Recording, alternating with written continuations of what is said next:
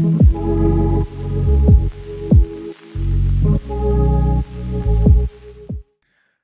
գալուս Job Finder AM HR Corner հաղորդմանը, այսօրվա մեր հյուրն է Restart Business խորհրդատվական ընկերության հիմնադիր տնօրեն Դավիթ Մեժլումյանը, ով նաև գրողի տարած մոտիվացիա գրքի հեղինակն է։ Ողջույն Դավիթ ջան։ Ողջույն Էդվարդ ջան։ Շնորհակալ եմ մեր հրավերն ընդունելու համար։ Ես էլ եմ շնորհակալ, որ հրավիրեցիք։ Դավիթ ջան, հիմա անցնենք մեր առաջին հարցին։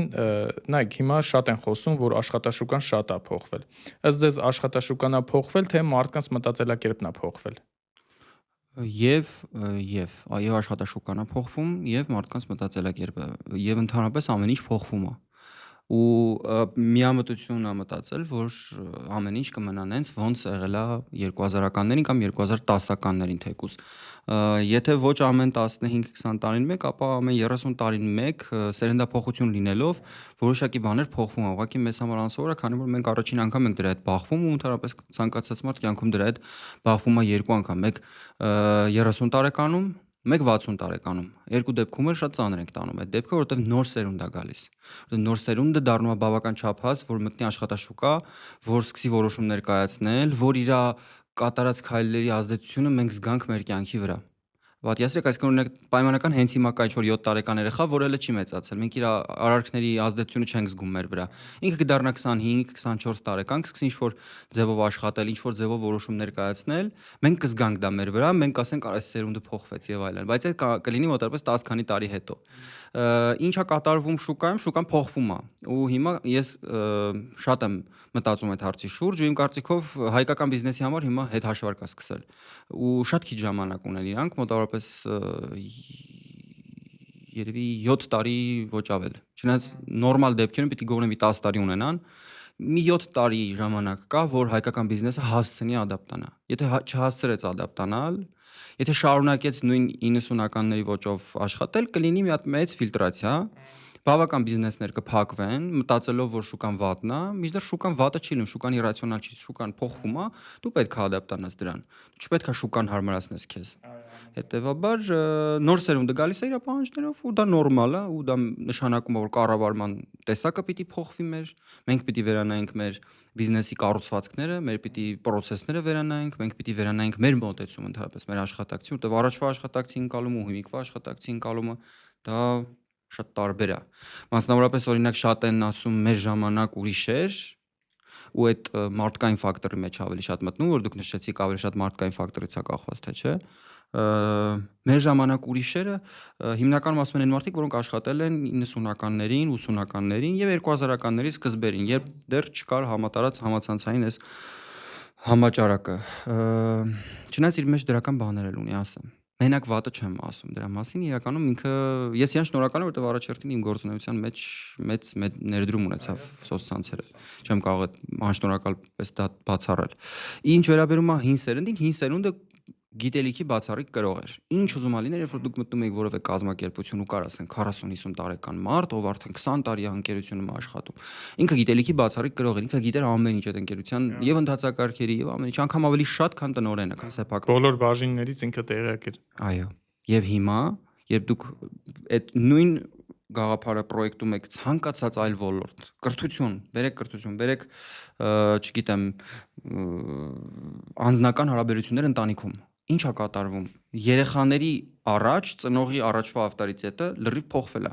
Այսինքն, եթե առաջվա ավտորիտետը բացառիկ էր, քո հեղինակությունը բացարձակ էր, դու դրա քննարկման ենթակա չէր, դու դա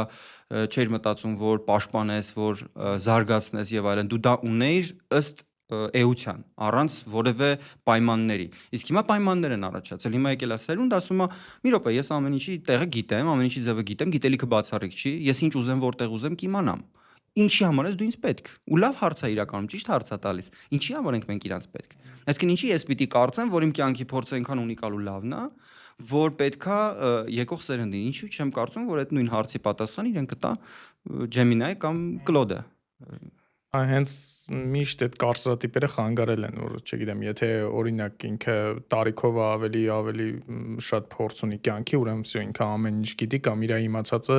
միանշանակ է։ Հա, այդ տենց է եղել, ու դա ճիշտ է եղել։ Вообще դա ճիշտ է, երբ գիտելիքի փոխանցման ժառանգական Հարթակը միակ դա մարդկանց գիտակցությունն է ու հիշողությունն է, այսինքն չկար առաջ ինչ-որ մի հարթակ, որտեղ մենք կֆիքսենք, ինչ սովորեցինք այս տարվա ընթացքում, բայց ամեն մարդ իր մեջ ամփոփում է իր տարին, մտածում է, հետևություններ անում, պահում է իր մեջ որոշակի հիշողություն։ Այդ որոշակի հիշողությունը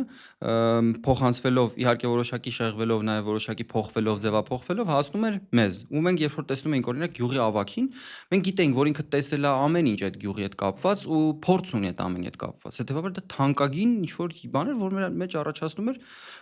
բնական զգացում հարգանքի եւ անհրաժեշտության։ Մենք կախում ունեինք այդ մարդկանցից, որովհետեւ մենք էքստրեմալ իրավիճակներում սկսում ենք հիմնվել նման մարդկանց խորհուրդների վրա։ Իսկ հիմա էքստրեմալ իրավիճակները նախ շատ են քչացել, էքստրեմալ իրավիճակը դա է, երբ որ բոլորը նստում են տունը, հա, այդ COVID-ի օրինակով եւ շատ բաներ սկսել են առաջվա ակտուալությունը կորցնել եւ նաեւ մեծ լինելու, մեծահասակ լինելու բացառիկ իմաստության մանդատը, որը առաջ մարդիկ էին դրա կրողը, հիմա արդեն մենք ստեղծեցինք հարթակներ, տվեցինք այդ ինֆորմացիան այդ հարթակներին ու արդեն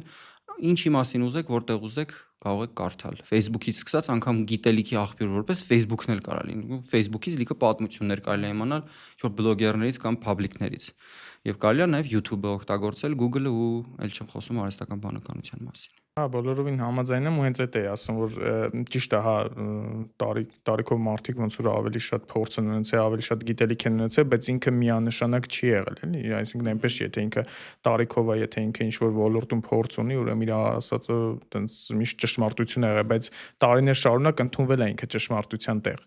ու տենց անդադ ոնց որ խորհուրդ են տվել սերնդեսերունդ տենց դաստիարակել են այդ մտքով։ Հա, Դրանից գալիս է նա, որ այս սերունդը եւ կառավարչական եւ բիզնես եւ ընտանեկան եւ շատ հարցերում մերժում է նախորդ սերնդի, որովհետեւ նախորդ սերունդը անգամ եթե ինքը ինչ-որ մի բան շարժանգել էր, բայց սխալ, ինքը միևնույնն է դա շարունակում էր պահել ու պնդել։ Հա, հիմա սերունդը եկել է, ասում է մի վարքան մենք այդ ինչ որ դուք հավատացել եք ու դրել եք միանշանակ ընդունել եք, մենք այդ կասկածի տակ ենք դնում, մենք համաձայն չենք, մենք ուզում ենք հարց տանք, օրինակ, արդյոք ճիշտ է միաժամանակ ասենք ունենալ երկու ընտանիք, որը մարդիկ հաճախ արել են, նորմալ է եղել իրանց համար այդ հարց չի առաջացել, կամ քաղաքը մաքուր պահել չպահելու հարցը, կամ աշխատավայրում աշխատավարձի հարցը քննարկել չքննարկելու հարցը, այդ եղել է բան, չէ, կարմիր գիծ դու պիտի աշխատավարձի հարցով դու բան չես, քցիպ չես, մի հատ գնում ես փողի համար կռիվ ես տալիս, եղածը 10,000 դրամ չի, բան գնա բան, մարդիկ էլ ամաչում էին տենց խոսակցություններ անել։ Իսկ հիմա նոր սերունդը, չէ, ինքը շատ կապրիզնի է ու շատ ճիշտ է անում, որովհետև այդ առումով ինքը պարտադրում է բիզնեսին, որը առաջ չուներ այդ ներքևից եկող այդ ճնշումը, իսկ հիմնականում համակարգերը մեծ մասը, ինչքան մեծ է համակարգը, այնքան հավանականությունը, որ ինքը վերևից կփոխվի շատ քիչ է, որովհետև այնքան վերևում կոմֆորտ են նստած, որովհետև վերևի մարդիկ ստատուս քո են ուզում պահեն, ասում են, օքեյ, համակարգը գործում է, մենք վերևում ենք այդ համակարգի, չէ՞ որ մենք ինչ-որ մի բան փոխենք։ Այն դեպքում, երբ տարիներ շարունակ այդ կրկնվել է, իրանք արդեն սովորել են այդ իրավիճակին ու իրանց համար այդ կոմֆորտ զոնա չեն ուզում փոխեն ոչ մի բան։ Իսկ ինչպես յուրաքանչյուր համակարգ ժամանակի ընթացքում կուտակվում են ինչ-որ բողոքներ, ռիսկեր ու դժգոհություններ եւ այդ դժգոհությունները ներքևից ճնշում են առաջացնում։ Նախորդ սերունդը այդ ճնշումը չառաջացրեց համակարգի, դու չհասցրեց։ Ոչ թե որովհետեւ լավը չեն, այլ որովհետեւ չհասցրեց։ Միլենիալները ընկան այդ արանքը, ոչ այս կողմ, ոչ այն կողմ։ Իսկ Z-երը ու ալֆաները հատկապես, ալֆաները ամենակատարյալ համախումբն են այդ բոլոր հատկանիշների, Z-երը sense կիսամիլենիալ են ավելի շատ։ Չնայած այդ տեսությունը մի քիչ բան է, էլի ինքը իրականում չի նկարագրում երբ ես դու ծնվել, ուրեմն հաստատ այդ բնավորության ես, այլ նկարագրում ավելի շատ, որ որոշակի մարդկանց խմբեր ունեն որոշակի ընդհանուր վարք, ու մենք դրան ոնց որ ուշադրություն դարձնենք, ինձ թվում է այդ տեսանկյունից պետք է դրան նայել։ Դավիթ ջան, եթե այսօր ձեր 20 տարեկան տարբերակը գար ձեր մոտ աշխատանքի ընդունվելու, կընդունեիք նրան աշխատանքի։ Չէ, ընդունեմ։ Ինչու՞։ Իմ 20 տարեկան տարբերակը եթե գար աշխատանքի ընդունվեր, նախ իմ 20 տարեկան տարբերակը շատ ինքնավստահ էր, անտեղի, անիմաստ, բայց ինքնավստահ էր։ Հիմա ինձ այդ դուր չի գալի, հիմա այդ ինձ նյարդայնացնում է։ Ես չգիտեմ հիմա ինչ կանեի, որ անկեղծ ասեմ, սկզբում ասացի չէ, բայց հետո մտածեցի մի վարքյան, բայց այնտեղ ամբիցիաներ, բաներ եւ այլն, սովորելու ցանկություն, այդ ամեն ինչը կար, բայց կար մի հատ անտեղի ու անիմաստ ինքնավստահություն, սխալ բանը անգամ ավելի վստահ ասելու։ Բայց երևի կախված է հետո հետաքրքիր բան կա, ում հետ ենք համեմատում։ Եթե այդ օրը երկու լավ տեխնացու լիներ, ինձ չէի ընդունի աշխատանքի, ուրիշին կընդունեի։ Բայց եթե երկու թույլ տեխնացուի հետ ես գայի հարցազրույցի, երևի ինձ կընդունեի։ Ու ես ինքս այնպես չի որ տենց աշխատասեր ու հետևողական եմ եղել իմ գիտելիքի զարգացման կամ եւ այլնի հանդեպ վաղ տարիքից։ Ես 2000 մի վարքյան որ չխափեմ 18 կամ 19 թվին առաջին անգամ որոշել եմ որ ես պետք է գիրք կարդամ։ Մինչև այդ գիրքը կարդում էի, որովհետև հանձնարարել էին դպրոցում, մեկ էլ բանակում եմ կարդացել 3 հատ գիրք, որովհետև բուժկետ էի պարկած։ Այդ ընթացքում ինձ պետք է ինչ-որ բանով զբաղվել։ Մնացած առումներով ես գիրք չէի կարդում։ Իմ քաղաքացիական կյանքում այդ իմ համար սովորություն չկար տենց 18 թիվ 19 թվականին առաջին անգամ բացում եմ Ռոբերտ Յոսակի գիրքը, եթե չեմ սխալվում, Բագադի Պապա Պետի Պապա, ու իմ մոտ sense բան է լինում, mindset-ի լրիվ փոփոխություն է լինում, ես մի հատ աշխարհի հետ եմ ծանոթանում, որին մինչև այդ ընդհանրապես ծանոթ չէի, ընդհանրապես չէի մտածել հարուստ լինելու մասին։ Դուք ձեր համար այդպիսի կատեգորիա գոյություն չունի։ Դուք ծնվել եք ինչ-որ մի կյանքով եք ապրում, այդ կյանքով դուք ապրում։ Հիմա էլ նես չի որ լրիվ կողմ եմ այդ գաղափարներին, այնտեղ շատ հարցեր կան, բայց ամենայն դեպս այն որ քեզնից որոշ բաներ շատ բաներ լավ կախված են, դա ինձ համար նորություն էր։ Ես որ կարդացի իմ մոտ այնց մեծ մտածողության փոփոխություն է լինում, ինչ-որ կարծրատիպերը կոտրվում է մոտ։ Հետո ես սկսեցի շատ ուշադրություն դարձնել ավելորդ բաներին, որոնք որ իմ կյանքում կային միջև, բայց ես դրանց ուշադրություն չէի դարձնում։ Հասարակ խոսակցությունները, տարական հարցերում անիմաստ երկար ձգձգելը, ժամանակը անտեղի ու անիմաստ երկար օգտագործելը։ Ես այդ ժամանակ սկսեցի նախարարինը ինձ գայթակղեց այդ ոլորտը, ես սկսեցի դրա մեջ խորանալ։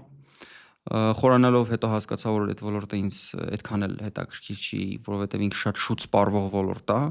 շատ դժվար է ամբողջ կյանքը մնալ այդ մի ոլորտում, որովհետև այդ ոլորտը անհետաքրքիր է դառնում, մի 3 տարի եթե խորանաք դրա մեջ կհասկանաք, որ շատ բան չկա այնտեղ, ինչ որ կա կրկնվում է։ Կարդում ես մի եղինակից մյուսը նույն մտքերն է։ Հիմա էլ փողոցում կանգնացնես հարցնես ասա 5 հաջողության կանոն նույն բաները կասի, ինչ որ գրված է, անգամ չկարդալով այդ գրքերը։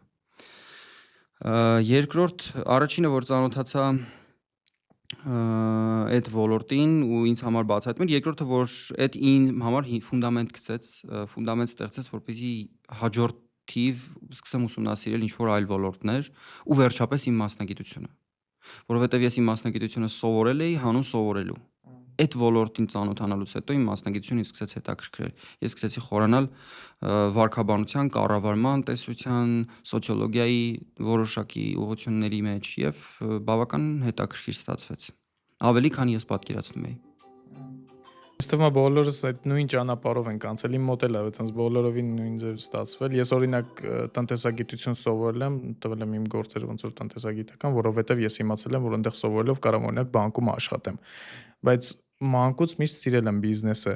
Հետո եմ հասկացել, որ այսի օքեյ, այսի այնա ինչ ես սիրում եմ, ու սկսել եմ արդեն հետևել, գնալ իր հետևից։ Հետաքրքիր բան ասացիք, որ ես էլ հենց բանկային գործի հետ կապված սիրարված էի քոլեջի տարիներին, նույն մինչև բանակ գնալը, նույն սերը այդ ձգտումը կար, բանակից եկա փոշմանեցի, ասացի չեմ ուզում մտնեմ։ Պես է փոշմանեցի ու երբեք չեմ աշխատել բանկում։ Ավելի շատ ինձ վանեց բանը, այդ ես ավելի ազատ էի պատկերացնում այդ ոլորտը։ Ես ավելի ներսում պատկերացնում էի, որ իրանք ավելի ինքնուրույն են որոշումներ կայացնում։ Ներսից լինելով ես հասկացա, որ իրանք ուղակի ընթացակարգերին են, լրիվ ընթացակարգերի մեջ են։ Իրականում բարդ է ու շատ բան է, էլի համ տենց ընթացակարգերին պետքա ամբողջությամբ հետևես, ընթացակարգերով են իրանք աշխատում ու համ էլ շատ ծանրաբեռնված է։ Իրականում դու այդ ամբողջի ընդհանրենք 9 ժամ ես աշխատանքի, ամբողջ 9 ժամը անընդհատ պետքա լարված աշխատես։ Հա, բայց այդ շատ կարևոր է, որ նաև ասենք, որ դա այնպես չի որ վատ աշխատանք է։ Յուրաքանչյուր մարդ ուղղակի պետքա իր համար հասկանա, արդյոք ինչն է իր համար ընդունելի, ինչը ոչ։ Օրինակ իմ բնավորությունը անհամատեղելի է փակ օֆիսում նստել աշխատել, որովհետև հա ես պատոնից դուրս նայող քայլող մարդկանց տեսնում եմ, այդ ինձ անընդհատ շեղում է, ես չեմ կարող կենտրոնանալ։ Հետևաբար կան մարդիկ, որոնք հանգիստ բնավորություն ունեն, կան մարդիկ, որոնք սիրում են կոմֆորտ, կանխատեսելիություն իրենց աշխատանքում, աշխատասեղանը նույնը, մարդիկ նույնը, այդ իրան դուր է գալիս, ու նորմալ է, որ вообще-то աննորմալ է, երբ որ քեզ դուր չի գալիս անընդհատ փոփոխություն ես ուզում։ Նորմալ է ձգտել կոմֆորտի։ Եվ մարդիկ կան, որոնք որ այդ ամենը սիրում են ու այդ ամենը սիրով անում են, ոչ միշտ սիրով ասել ի դեպ շատ դες մի քիչ ճակերտների մեջ, որովհետև մենք աշխատանքը չենք սիրում։ Մեզ աշխատանքը ուղղակի պետք է։ Այդ կերծրել են մեզ պրոստը այդ որ մեզ պետք է սիրել մեր աշխատանքը եւ այլն, որովհետև պետք էր որ մենք ուտեինք այդ կուտը, բայց մենք կերանք այդ կուտը։ Այս նոր սերունդը կստացի այդ առումով բան է շատ։ Քննադատորեն է ոնց ինչի պիտի սիրեմ։ Ինչի պիտի սիրեմ։ Ես կսիրեմ ինձ, Իրանց մոտ ամեն ինչը հստակ սահմաններով դրած է։ Այդ ճիշտ ավելի, որովհետև մեր միլենիալների սերունդին միանգամից համոզեցին, որ մենք պիտի սիրենք ու մեր ամենադեպրեսված, ամենատրավմաներով հարուստ սերունդն է, շատ են ասում, որ միլենիալները շատ բան մնացին, էլի, ոչ այս կողմ, ոչ այն կողմ, ոչ հասկացան, որ այս ինչ էր, համ մնացին առանց այս բաների, սովետական այս բարիքները, որ բաժանեցին X-երին, միլենիալներին չհասան, իրանք տուն չունեցան, իրանք չունեցան այդ պետությունից ստացած ինչ-որ բարիքները եւ այլն, եւ հասան ինչ-որ մի հատ ինդուստրիալ կապիտալիզացման այդ շրջանին բանի ու սովետի փլուզումը բերեց իրենց համար անակնկալ, մի հատ մեծ անակնկալ սև կարապ, որը հետո արդեն իրենց դեմ սկսեց խաղալ ու հիմա իրանք ստեղծել են հենց այդ գաղափարը, որ պետք է աշխատանքը սիրես, որովհետև դրանով արդարացնում են այն, թե իրենք ոնց են վերաբերվում իրենց աշխատանքին։ Մենք արդարացնում ենք դրանով այն, որ մենք միտեղ ասենք մեղքի զգացում ենք ունենում, որ մի բան չենք անում, իսկ նոր սերունդը ասում է, չէ, իմ համար ամենաառաջնային տեղում իմ կյանքն է։ Ու դա շատ ճիշտ է։ Ու դա շատ ճիշտ է, որովհետև ոչ մի աշխատանք, ես պաշտոնապես եմ ասում, ոչ մի անգամ այն աշխատանքը, որը քեզ ամեն ինչ է տալիս քո կյանքում, այդքան կարևոր չի, ինչքան հենց քո բուն կյանքը։ Ես չեմ ասում տարբերություն դնելու համար, որ կյանքը ու աշխատանքը պետքա բաժանել, բալանս պահել եւ այլն, չէ, այդ բալանսի մասին չի խոսքը։ Զուտ թույլ չտալ, որ քեզ հեծնեն ու քշեն։ Հա, որովհետեւ ցանկացած գործատուի, ես այս նորություն չեմ ասում, ինչ-որ բան չեմ հնարել, ցանկացած գործատուի մեկ խնդիրն է աշխատակցի էֆեկտիվությունը այնքան բարձրացնել, ինչքան որ հնարավոր է։ Իսկ այդ էֆեկտիվությունը դա հիմնարկի համար ծախսված էֆեկտիվություն, ոչ թե ընտանիքում։ Իրեն հետաքրքիր չի քո անձնական հարաբերությունները քո կնոջ հետ, դրա մեջ խորանա կամ քո երեխաների հետ ինչքան ժամանակ ես անցկացնում։ Իրեն հետաքրքիր է մի բան. դու ինչքան արտադրողականություն ես ապահովում այս ընկերության համար։ Եթե քո արտադրողականությունը բարձր է, կապ չունի որ քո աչքերի տակը կապույտ է եւ այլն, դու արձակուրդ չես գնացել ամիսներ, տարիներ շարունակ, դու մեզ օգուտ ես բերում, ուրեմն դու թանկարժեք աշխատակից ես։ Բայց այս մտածելակերպի անհեռանկարայինությունը երևում է այնտեղ, երբ որ այդ մարդիկ սկսում են այդ էմոցիոնալ այրումը գալիս է, այդ մասսայական աշխատանքից ոչ թե հեռանալը, այլ ուղղակի ատելը, երբ որ մարդիկ սկսում են ոչ թե ուղղակի դուրս գալ, այլ դուրս են գալիս ու սկսում են հեյթ անել, ու սկսում են պատերազմ տալ, կռիվ տալ այդ ամենի դիմաց։ Եվ այդպես, երբ որ աշխատակցին փորձում են էքսպլուատացնել, իսկ ամբողջ ոլորտը ուղղակի դրան է միտված։ Մարդիկ մեղավոր չեն, որ իրանք այդպես են անում, որովհետև երբ որ չկա այդ կուլտուրան, մարդիկ մտածում են, որ ամենաճիշտը դա էֆեկտիվությունը բարձրացնելն է։ Էֆեկտիվության բարձրացման մասնագետներն էլ իրանց օգնում են քամել առավելագույնը ամեն աշխատակցից, բայց այտենց տուժում է բնականաբար։ Ձեր անձնական Բայց մյուս կողմն էլ կա, Դավիթ ջան, որ չգիտեմ, ցենց ահավոր խուսափողական են կամ չգիտեմ, օրինակ գնում են ինչ-որ տեղ աշխատանքի ու իրանք հստակ դնում են ամեն ինչը, որ էսա, չգիտեմ, հանկարծ դու իրավունք չունես ինձ ասես ինչի ուշացար, իրավունք չունես ասես ինչի չես աշխատում եւ այլն ու դա հեշտորից չի, բայց ինչի են տենց անում ձեր կարծիքով։ Համաձայն եմ, որ ինչ-որ տրավմաների արդյունք է ինքը։ Ինքը տեսել է ինչա կատարվում շուկայում։ Դու գալիս ես քեզ կուտը տալիս են, որ սա ընտանիք է, ուրեմն ընտանիքի համար պիտի շատ աշխատես, վիզ դնես եւ այլն, բայց հենց հարցը հասնում է քեզ, այդ ընտանիք չի դառնում, դա դառնում է ինչ-որ աշխատանքային խիստ հարաբերություններ։ Հենց հարցը վերաբերում է ընկերությանը, դա ընտանիք է, բայց հենց վերաբերում է քեզ, դա ընտանիք չի։ Հիմա ես կողմ եմ, որ մարդկանց հարաբերությունները ինքնակարգավորվեն ու ամեն ինչում մենք չվերցնենք ու օրենքի վրա հիմնվենք, չէ՞, որովհետեւ մեր ասենք օրինակ բանակային պարզագույն օրենքներից է, եթե հրամանատարը տեսնում է խախտում, պիտի անպայման զեկուցի դեպի վերև, բայց զեկուցելը դեպի վերև մենք շատ լավ գիտենք մշակութային առումով ինչպես ընդունվում զինվորների կողմից։ Այսինքն ցանկացած հրամանատար անընդհատ որոշում է կայացնում, անի թե չանի, անի թե չանի։ Այս նույն դեպքում օրենքը աշխատավայրում նույն բնույթն է կատարում, ինքը կարգավորող ավելի շատ, քան պարտադրող բնույթ պետք է կրի։ Այսինքն, երբ բոլոր սահմանները անցել են, օրենքը միակ բանն է, որի վրա կարող ենք հենվել։ Եթե մենք կարող ենք մարդկային առումով իրար հետ պայմանավորվել, մեզ օրենք պետք չի։ Բայց այն, որ աշխատավայրում առաջին անգամից գալիս են ու տենց օրենքներին հղում են կատարում, ինձ թվում է դա գալիս է նախկին փորձից, իսկ մեր շուկայում լավագույն վիճակը չի, այսպես ասեմ։ Չէ, ուզի գլոբալ վատաբաներ, որտեղ շատ լավ ընկերություններ ունենք, ունենք ընկերություններ, որոնք որ կներեք կարելի էր գրքի ամենավերջի էջում էլ անգամ չգրել իրենց մասին։ Ցավոք սրտի, եւ այդ ամենը գալիս է վերևից։ Ես միշտ կողմ եմ ընդհանրապես ոսկե միջինը պահելուն, այսինքն այն մտրակի ու բլիթի տարբերակը իմ համար միշտ ընդունելի է, որովհետև եթե շատ ես, չգիտեմ, սկսում օրինակ աշխատակցի կոպիտ ասած դարդերով ապրել, ինքը մոռանում է աշխատանքի մասին ու էլի կոպիտ կանչի, բայց երես առնում, եթե տենց չես անում, բնականաբար լրիվ ուրիշ արդյունք է։ Դրա համար Ազիզեսը ունի շատ լավ տեսություն, որ թիմում ընդհանուր դերեր կան եւ դրանք պետքա գտնել ով որ դերնա փակում, որ կա կոնստրուկտոր, որ կա ռեֆլեկտոր, որ կա մարտիկ, այսինքն պրոտեկտոր, մարդ կա, որ պիտի պաշտպանի ընկերության գործող ընթացակարգերը, մարդ կա, որ պիտի անդադ քանդի դրանք, անդադ փորձի նոր բաներ առաջարկի, փոփոխություններ, նման մարդկանց շնորհիվ օրինակ բացառվում են ռիսկերը, որովհետև իրենք անընդհատ նկատում են ինչ-որ միտեղ ինչ-որ մեծ պրոբլեմա կուտակում չեն թողնում։ Պրոտեկտորը ասում է, չէ, մի վարքյան թողեք, ես պիտի մնա սենց, որովհետև մեզ հասկանալի է, իսկ ես մարդը ասում է, չէ, եկեք փոխենք։ Այսինքն պիտի անպայման ընկերության մեջ։ Իսկ լավ ղեկավար այն մարդն է, ով կարողանում է այդ բոլորին տեսնել, այդ բոլորի տված գիտելիքներով, տված ինֆորմացիայով որոշում կայացնել եւ այդ որոշումը լինի ճիշտ ժամանակին ու չուշացած, հա, գներեք, ճիշտ ժամանակին ու ճիշտ համապատասխան նման իրավիճակին, որովհետեւ առաջնորդներ կան, ղեկավարներ կան ու ասում ես, շատ բան ես ասում իրենց, բայց որոշում չի կայացվում։ Ո՞ւմ է պետք է այդ գիտելիքը, եթե որոշում չի կայացվում։ Դրա համար լավագույն թիմերը այն թիմերն են, որտեղ որ կա այդ հիբրիդային ֆորմատը, որտեղ կան տարբեր տեսակի մարդիկ, որտեղ կա նոր սերնդից ներկայացուցիչ, որը ասում է, որ ժողովուրդ ջան, դուք հնանում եք, ռազմավարական տեսանկյունից 10 տարվա կտրվածքով դուք մեռնելու եք որպես ընկերություն, փոխվեք։ Եվ կա մարդը, որ պահում է այն ինչը որ իրոք ընկերությանը պետք է։ Պայմանական օրինակը ամեն ինչ չի, որ պետքա վերածել ինքնակարգավորման, ամեն ինչ չի, որ պետքա դեմոկրատացնել, այսինքն կան այդ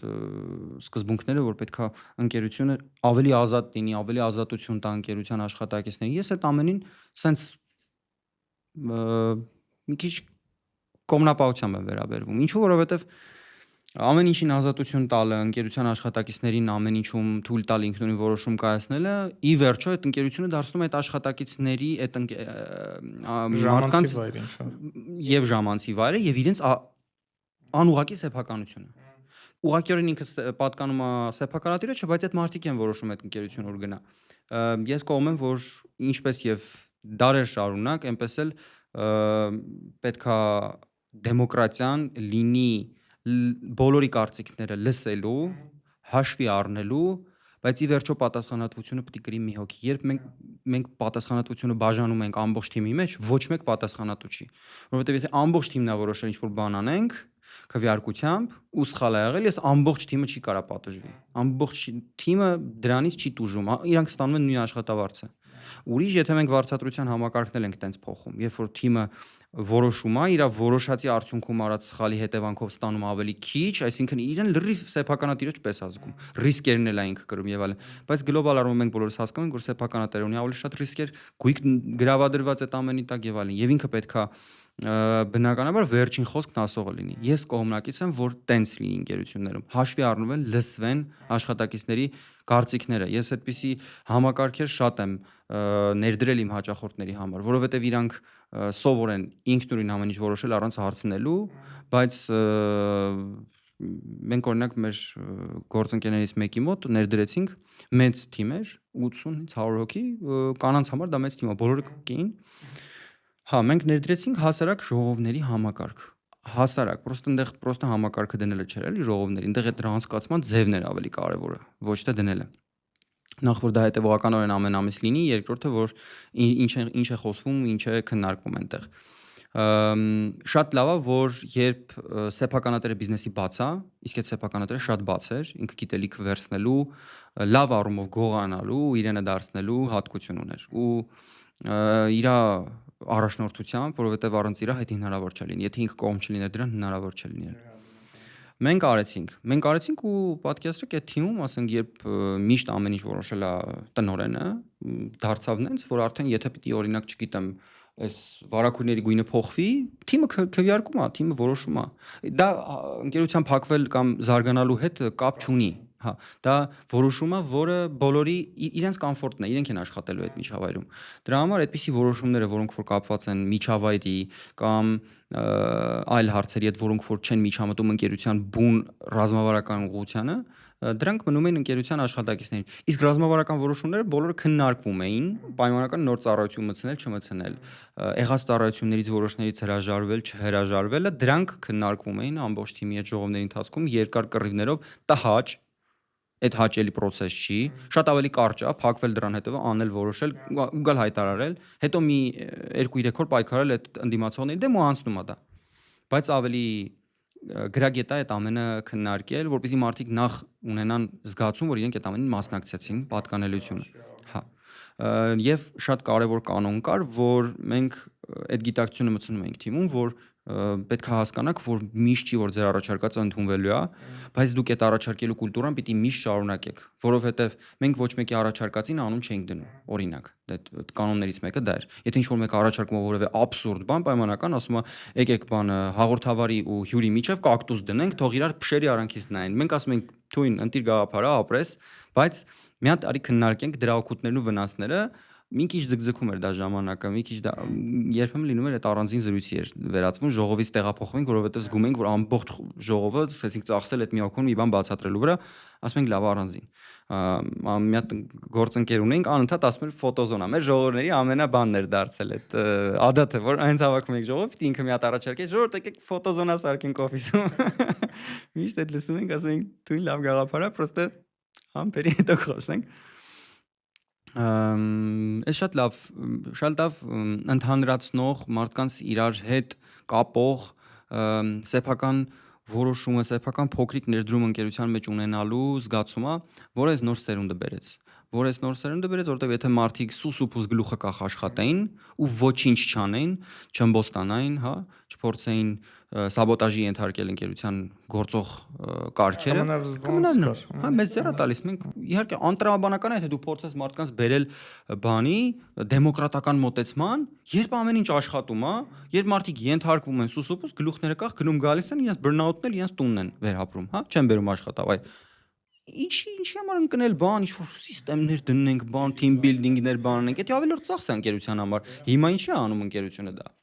Ինչի է տրեյնինգ անում կամ թիմ բիլդինգ անում կամ մյուսը։ Շուկան է ստիպում։ Շուկան չստիպի չեն անի։ Բոլոր այն ոլորտները նայեք, որտեղ որ մրցակցություն չկա։ Ինչ է կատարվում։ Ոչ մի բան։ Ոչ մեկ ոչ մի բան չի անում։ Սառած վիճակ է, ոնց կա տենց մնում է։ Հին բարքեր, աշխատողները հետ խոսում են, նենց ոնց որ դուք եկել եք այդ օրը ընդունվելու այդ բանդ նստելու ձեր, հա, ծմահ բանտարկությունը, հա, այդ տենց են, կլյուչնիկի պես են այդ խոսում։ Դավիթ ջան, շատ հաճախ ասում են Gen Z-ը չի ուզում աշխատել։ Ձեր կարծիքով դա իրական խնդիր է, թե ուղղակի նախկին սերնդի դժգոհությունն է նոր սերնդից։ Ոչ մեկ չի ուզում աշխատի։ Ինձ թվում է։ Որոշները ստիպված են, որոշները կախարդված երևի տենց ասեմ։ Որովհետև երբ որ դու ընդհանրապես պատմականորեն աշխատանքը դա ստրուկների գործն է եղել, ընդհանրապես աշխատանքը դա հիմա է որ դարձել է մոդա, որ դու ասում ես ես առավոտից երեկո աշխատում եմ, 24/7 աշխատում եմ, իմ կյանքը աշխատանքն է, միայն իմ կարիերան է, միայն։ Դա նշանակում է կապիտալիզմի փիարշիկները շատ լավ են աշխատել։ Բայց պատմականորեն, եթե փորձենք տես տրամաբանել, աշխատանքը եղել է դա բանվորների ու աշխատավորների ու ստրուկներինը, իսկ հանգիստը, փիլիսոփայելը, մտորելը, մտավոր աշխատանքով զբաղվելը եղել է ազնվականներին է։ Հիմա բնականաբար դա չկա։ Հիմա աշխատանքը բոլորինն է։ Բայց կարծել, որ աշխատանքի մեջ է կյանքի իմաստը, դա ինձ թվում է մի քիչ ներքին ճգնաժամի մասին է խոսում։ մարդու ներքին ճգնաժամի մասին, որովհետեւ մարդը բավական հետաքրքիր բաներ չի գտել իր կյանքում եւ աշխատանք մնացել վերջի հենարանն աշխատանքն է, աշխատանքին է վստահել, այդ կարևոր միսիան։ Բայց աշխատանքին, եթե վստահենք այդպիսի միսիա, բնականաբար վերջում հայտնաբերել ենք, որ մենք ոչ մեկի այդպես էլ պետք չեկանք, որովհետեւ յուրաքանչյուր աշխատավայրում բոլորս էլ հասկանում ենք, որ անփոխարինելի մարդիկ չկան, անգամ հիմնադիրի անփոխարինելի չի։ Բիզնեսը վաճառում են, ուրիշ մարդ է գալիս այդ բիզնեսը վերցնում ու լավ էլ աշխատացնում է։ Բայց եթե մարդը աշխատանքը դիտարկում է որպես իր համար միջոց, նպատակներին հասնելու միջոց, այդ դեպքում չգիտեմ, ինձ թվում է շատ ենք ծայրահեղացնում ամեն դեպքում։ Ինչ նպատակների։ Պայմաններ, եթե ուզում ա ինքը ճանապարհորդի Եգիպտոս, հա, աշխատանքը իրան պետք է։ Բայց Ոչ միայն։ Օրինակ, չգիտեմ, նույն բնակարան գնել, ավտոմեքենա գնել կամ այդ կյանքի նպատակը, այդ որպես կյանքի նպատակ, կամ օրինակ սեփական ինչ-որ փոքր բիզնես հիմնել, հա։ Որպես առօրյա նպատակ, կենցաղային նպատակ, մեքենա, տուն, այդ շատ լավ է։ Ես կողմ եմ դրան ու շատ լավ է, բայց շատ սպառողական է մտածել, որ մարդու կյանքի նպատակը կարա լինի տունը կամ մեքենան։ Ըստ իս։ Երևի մի քիչ կարող է հիմա սնոբ թվա, բայց իմ համար մտավոր որևէ հաճույքը շատ 10 անգամ ավելի կարևոր է, քան ֆիզիկական ինչ-որ հաճույք։ Համաձայն եմ, եթե դա անհրաժեշտություն է, արդեն մի քիչ փոխվում է։ Անհրաժեշտության հարցը ուրիշ, որովհետև անհրաժեշտության դեպքում դա արդեն քո կենցաղային բազային ինչ-որ պահանջներն է, որ դու ուզում ես բավարարել։ Բնականաբար աշխատանքը քո միջոց է, ոչ թե քո կյանքի իմաստը։ Այդ դեպքում արդեն իմաստի ձևակերպումն է փոխվում, արդեն մենք դա դիտարկում ենք որպես մի բան, որը քեզ պետք է, որ դու հասնես քո բազային կյանքի բարեկեցությանը։ Իսկ հա, այդ տեսանկյունից աշխատանքը կարևոր է։ Աշխատանքը ընդհանրապես կյանքում կարևոր է, զբաղվածությունը ընդհանրապես կարևոր է։ Կարևորը ինչի մասին է խոսքը այդ աշխատանքը։ Նստել ուսումնասիրել, չգիտեմ, սոցիոլոգիա, դա էլ է աշխատանք։ Հա, չի վարձատրվում։ Բայց դու տանը նստած, հոդվածները շարած դեմդ, հա, նստած ես գրատախտակի վրա ինչ-որ բաներ ես գծում, մտածում ես, աշխատանք ես կատարում, չէ՞։ Դա էլ է աշխատանք։ Չի վարձատրվում ուղղակի։ Նստել մեխանիկական ինչ-որ գործողություններ կատարել, դա էլ է աշխատանք։ Հետևաբար ես կարծում եմ նոր սերնդի համար հիմա պայմանավորված ինչ-որ կռիվ տալու բան չկա, իրանք չունեն այդ խնդիրը, որովհետև իրանք ուղղակի հասարակ բան են անում։ Իրանք տեսնում են ինչա կատարվել իրանցից առաջ, ինչ խնդիրների է բախվել։ Չեն ուզում դրանց բախվեն ու փորձում են իրենց ձևով այդ խնդիրը լուծել։ Հաստատ շուկան փոխվելու է, հաստատ։ Արդեն փոխվում է։ Փոխվում է ու հենց մեկ այն պատճառով, որ արդեն աշխատանքը կամ առասարակ կյանքը ինքը սահմաններ չի ճանաչում, այսինքն մարդը հանգիստ կարա տանից նստած, օրինակ չգիտեմ, Ամերիկայի համար ինչ-որ աշխատանք կատարի։ Եվ նաև աշխատանքի քանակը բացառիկ սահմանափակ չի առաջվա պես։ Առաջ եթե, չգիտեմ, կար ինչ-որ X քանակի աշխատանք փնտրող մարդ եւ կար X մինուս ես թիվ չասեմ, որովհետև չեմ կարող հստակ թիվ ասել հիմա սուտ չասելու համար, ինչ որ թիվ ավելի քիչ, հա, աշխատատեղ։ Եվ այդ աշխատանք փնտրողների ու աշխատատեղի սակավությունը նրանում էր, որ ստեղծվում էր աշխատանքի հանդեպ խորը հարգանք, երբ որ դու աշխատում ես որևէ տեղ, դու սուսուփուս լսում ես քո ղեկավարի կապրիզները եւ այլն։ Հիմա դա էլ է փոխվել։ Մասնագիտություններն էլ էր այն ժամանակ ավելի սահմանափակ, քան հիմա։ Բոլորը, չգիտեմ, հաշվապահ էին դառնում, իրավաբան էին դառնում, տնտեսագետ էին դառնում, ինչ-որ սահմանափակ քանակ էր ցանկալի մասնագիտությունների, որ բոլորը ձգտում էին դա, բայց հիմա ընտրությունը շատ մեծ է։ Հետո մի բան էլ ասեմ, որևէ բանի հասնելու ճանապարհը ցանկացած։ Լավ, ցանկացած չասեմ, շատ բաների։ Շատ ավելի կարճ էր։ Հիմա է կարճ։ Շատ ավելի երկար էր առաջ։ Պարտադիր փուլեր կար, որ պետք է անցնես։ Հա, չէ, մեր մոտ պրոստը հիմա սենց հիմա 14-15 տարեկանից մարդիկ ուզում են բիզնես անեն։ 20-ում իրանք փոշմանում են, որ իրանք միլիոնատեր չեն։ 30-ում իրանք իրենց անիծում է, որ իրանք կյանքը ամբողջովին կործանեցին, հասան խորձերություն ու ոչինչի չհասան։ 40-ում նոր գիտակցում են, որ իրանք այն տարիքում 30-ում էլ 20-ում էլ դեռ ժամանակ ունեն, բայց իրանք զբաղված էին ինքնախարազանմամբ։ Հիմա ամեն ինչի հասնելու ճանապարհը կրճատվել է մի պարզ պատճառով, ամեն ինչ ավելի մոտ է թվում։ Ուղղակի ֆիզիկական ու երևակայական, հա, երևույթները իրարից հաճախ չի տարբերում։ Դուք աչքերը փակ երազում կարող եք ընկնել ու նույն զգացողություններ ունենալ, ինչ իրականում կընկնեիք։ Դե վերքեր չեն լինի ֆիզիկական, մտավոր զգացողությունները, ստրեսը նույնն է։ Մարդիկ էկրանից են կողմ նայում են ինչ-որ մի հատ կյանք, իրենց թվում է այդ կյանքը իրենց շատ մոտ է։ Շատ Իրենց թվում է իրենք այդ կյանքի մեջ են։ Հետո իջացնում են այդ հեռախոսը, պատտվում են իրենց շուրջը, տեսնում են այդ կյանքը չկա դեռ։ Երբ ձեր քթի տակ կատարվում է ինչ-որ իրականություն կա ինչ-որ ու դուք այդ իրականությանը անընդհատ զգում եք, որ շատ մոտ եք, բայց չկա, ձեր մոտ անզորության զգացողություն է ձևավորվում։ Հետևաբար դուք ոչինչ չեք էլ ուզում անեք, որովհետև մի պահ մտածելով ինչքան հեռու է այն ճանապարհը մինչև դրան հասնելը, ձեզ արդեն վախեցնում է, որովհետև այդ ամեն ինչը շատ երկար, շատ բարդ ճանապարհ է, չնայած նրան, որ իրականում մենք չգիտենք այդ ճանապարհը երկար է թե չէ։ Մենք սկսում ենք այդ ճանապարհը։ Ես չգիտեի իմ ճանապարհը ինչքան է տևելու, երբ եմ, կամ գուցե ես հենց իմ ճանապարհի 20%-ն էլ չեմ անցել, հենց 80%-ը արժևում է, ավելի հետաքրքիր բաներ է սպասվում։ Ես չգիտեմ, կարող է սա ամենահետաքրքիր էպիզոդն է, այստեղից հետո սկսելու անհետաքրքիր լինել։ Չգիտեմ։ Բայց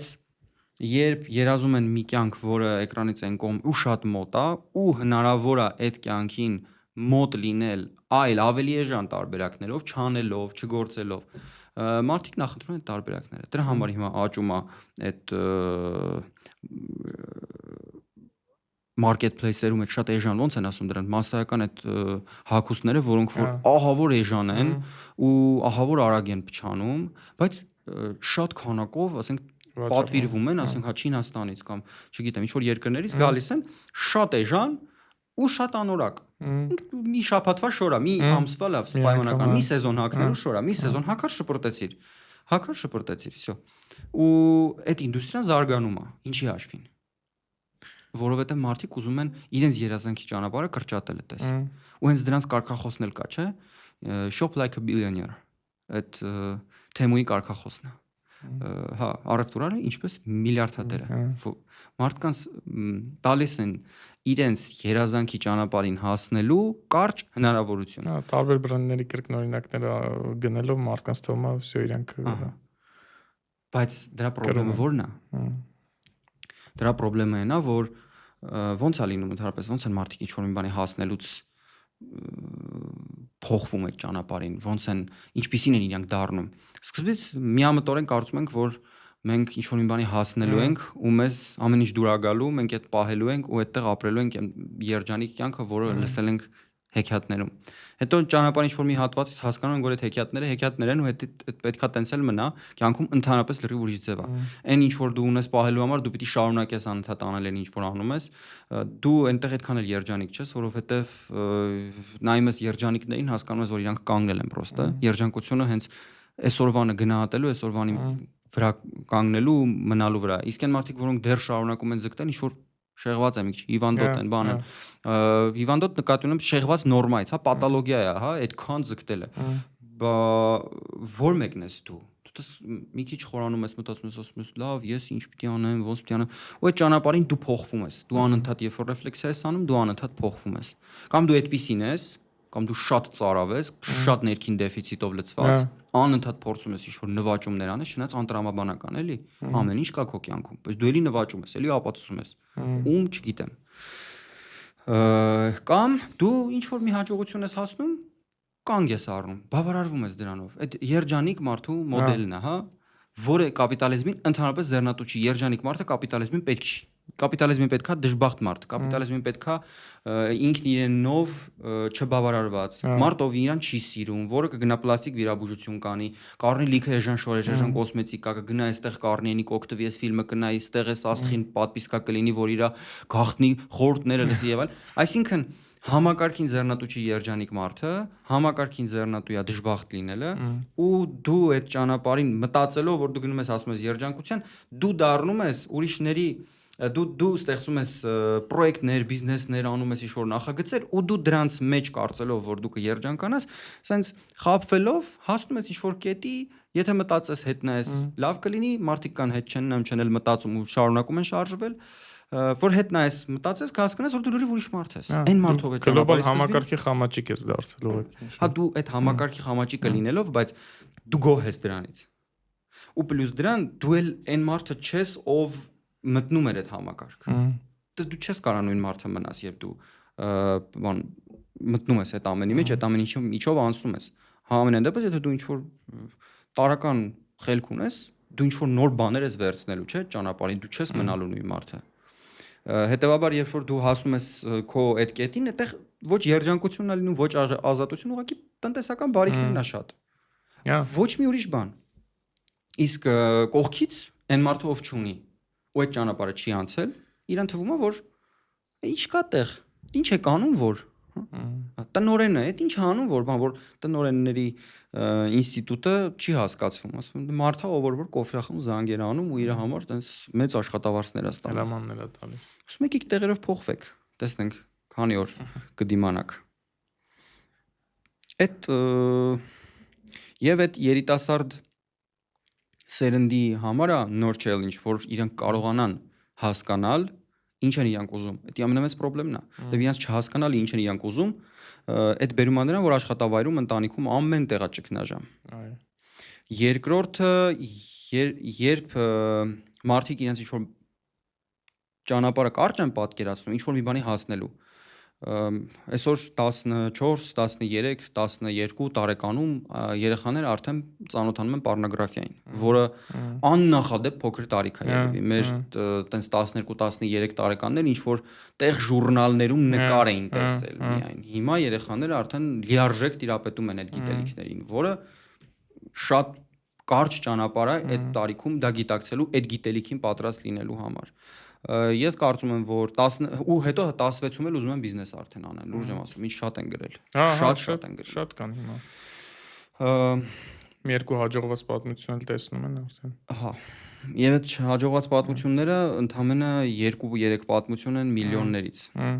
Բայց այդ ոչ մեկ չի գրում տակը դիսկլեյմերով, բնականաբար իրանց թվում է, որ այդպես համատարած է։ Այս սերունդը չգիտեմ ոնց կլինի։ Ես այս հարցի պատասխանը դեռ չունեմ, չեմ հասկանում ինչ է լինելու, ոնց է լինելու, կամ ինչ կարելի է անել, որ այդպես չլինի, բայց այս սերունդը ամեն ինչի ճանապարհը շատ կարճ է տեսնում, ամեն ինչ ուզում է շատ արագ լինի, շատ մոտ լինի։ Մարդիկ կան, որ դրա վրա լավ փող են աշխատում, խոսեցինք, բայց թե իրենք ինչպես իրենց կզգան, երբ հասնեն 30, 40, 50 տարեկան հասակի, այդ շատ մեծ,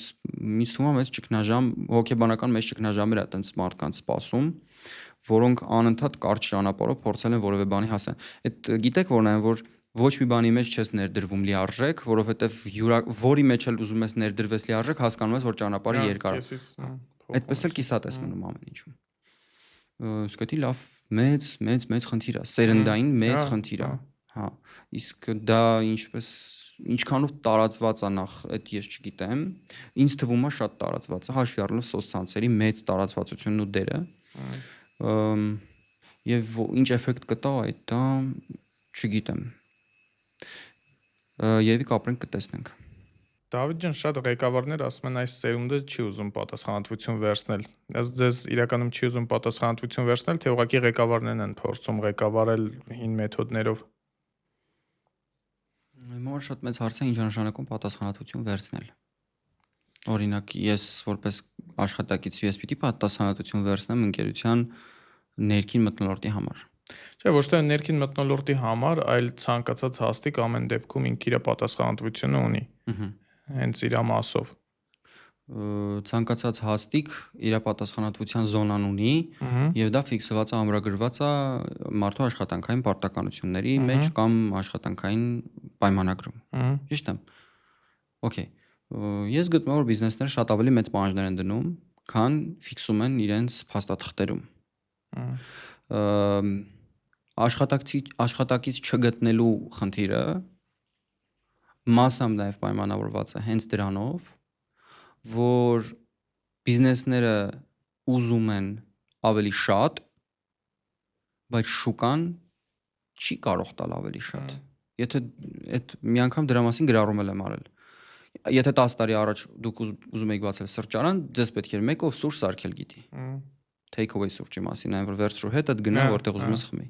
Դες պետք է մեկը ուղղակի կարող է կնոպկան սեղմել սուրճ տալ մարդուն։ Հիմա ինքը դարձել մասնագիտություն։ Իսկ ինքը հաճախորդի տրամադրության մասնագետ է, 1000 բաղադրություն իմանալու մասնագետ է, բարիստա, հա, այդ մասնագիտությունը կոչվում։ Հիմա ինքը նաև պետքա վերլուծական մտածողություն ունենա, որպեսզի կանխատեսի, երբ կսպառվի օրվա ընթացքում մթերքը, որպեսզի նորը պատվիրի, որ բերեք հասցնեք։ Հիմա ինքը պետքա կարողանա կոմունիկացիոն հատկություններ ունենա, որ ամեն բարդ կլիենտի հետ գտնի լեզու եւ այլն, որովհետեւ կա ինտերնետ, որովհետեւ ցանկացած բայ կհանեն, կնկարեն, կվատաբանեն, այս կանեն։ Okay։ Ես ասում եմ, շատ լավ, բիզնեսներ ջան, ղեկավարներ ջան, ուզում եք, որ ձեր աշխատակից այդ ամեն ինչը իմանա, շատ լավ, ուզեք, բայց դուք ի չեք տալիս իրան դրա դիմաց։ Այն գումարը, որը տվել եք 10 տարի առաջ, նույն աշխատավարձով ակնկալում եք, որ ավելի շատ մեծ մոտիվացիա ու ներդրում պետք է ունենա մարդը աշխատանքի մեջ, եկեք վերանայեք ձեր մոտեցումները։ Ուրեմն բիզնեսի մարժան, եթե առաջ պիտի լիներ օրինակ 40% կամ 30%, սարքեք 10%, ռազմավարական քայլ արեք, 10 տարի այդպես աշխատեք, մինչև որ կհասնեք մի հատ կետի, որ կհասկանաք, որ դուք հնարավորությունները ավելի ձեր շատ են, դուք ավելի մեծ եք, ավելի շատ վաստակ եք այդ ժամանակ, բայց մինչև այդ, եթե դուք ձեր աշխատակցին ասում եք ձեր թիմակից, այսինքն մարդով ձեր կողքն է կանգնած, ոչ թե ձեր դիմացը, ձեր ենթական չի, ձեր ստրուկը չի, որ ճիպոտով աշխատացնեք, ձեր կողքն է կանգնած։ Եթե ձեր կողքն եք, ձեր հետ առաջ տարեք։ Ձեր եկամուտները փոխվում է, իրանցը չի փոխվում։ Ձեր հետ առաջ տարեք այդ մարդուն, թափանցիկ եղեք իր հետ, պարզ եղեք իր հետ, փորձեք հասկանալ, որ նախ գիտակցեք, որ աշխատաշուկայի պահանջները մեծանում է ավելի արագ, քան մարդիկ ընդունակ են սովորել։ Բայց ինձ թվում է հիմա այդ մասով օրինակ շատ ընկերություններ կան, որոնք որ հենց տալիս են հնարավորությունը ավելի շատ գումար աշխատելու, չգիտեմ, ավելի մի քիչ sense սեփական բիզնեսի նման մոտենալու, որովհետև օրինակ չգիտեմ, հենց տալիս են տոկոսային վարձատրություն։ Չեմ կարող ասել քանի տոկոս, բայց շատ կան։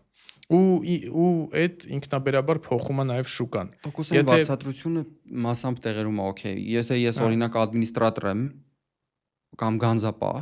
այդ դեպքերում ինչ տոկոսային աշխատավարձի մասին է խոսքը։ Դա ոնց պետք է մշակվի, որ ես գրագետ տոկոսային աշխատավարձ ստանամ։ Այդ դեպքերում էլ առաջնորդվում են KPI-ներով, բայց էլի ինչ որ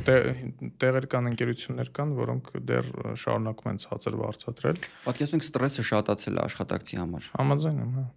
Հիմա ստրեսի առումով աշխատողը հավասարապես, պլյուս-մինուս մի քիչ ավելի շատ ղեկավարները, բայց շատ է մոտեցել ղեկավարին։ Անհամաչափ ցածր ստանալով այդ ամենի համար։ Ես կարծում եմ պետքա վերանայում լինի։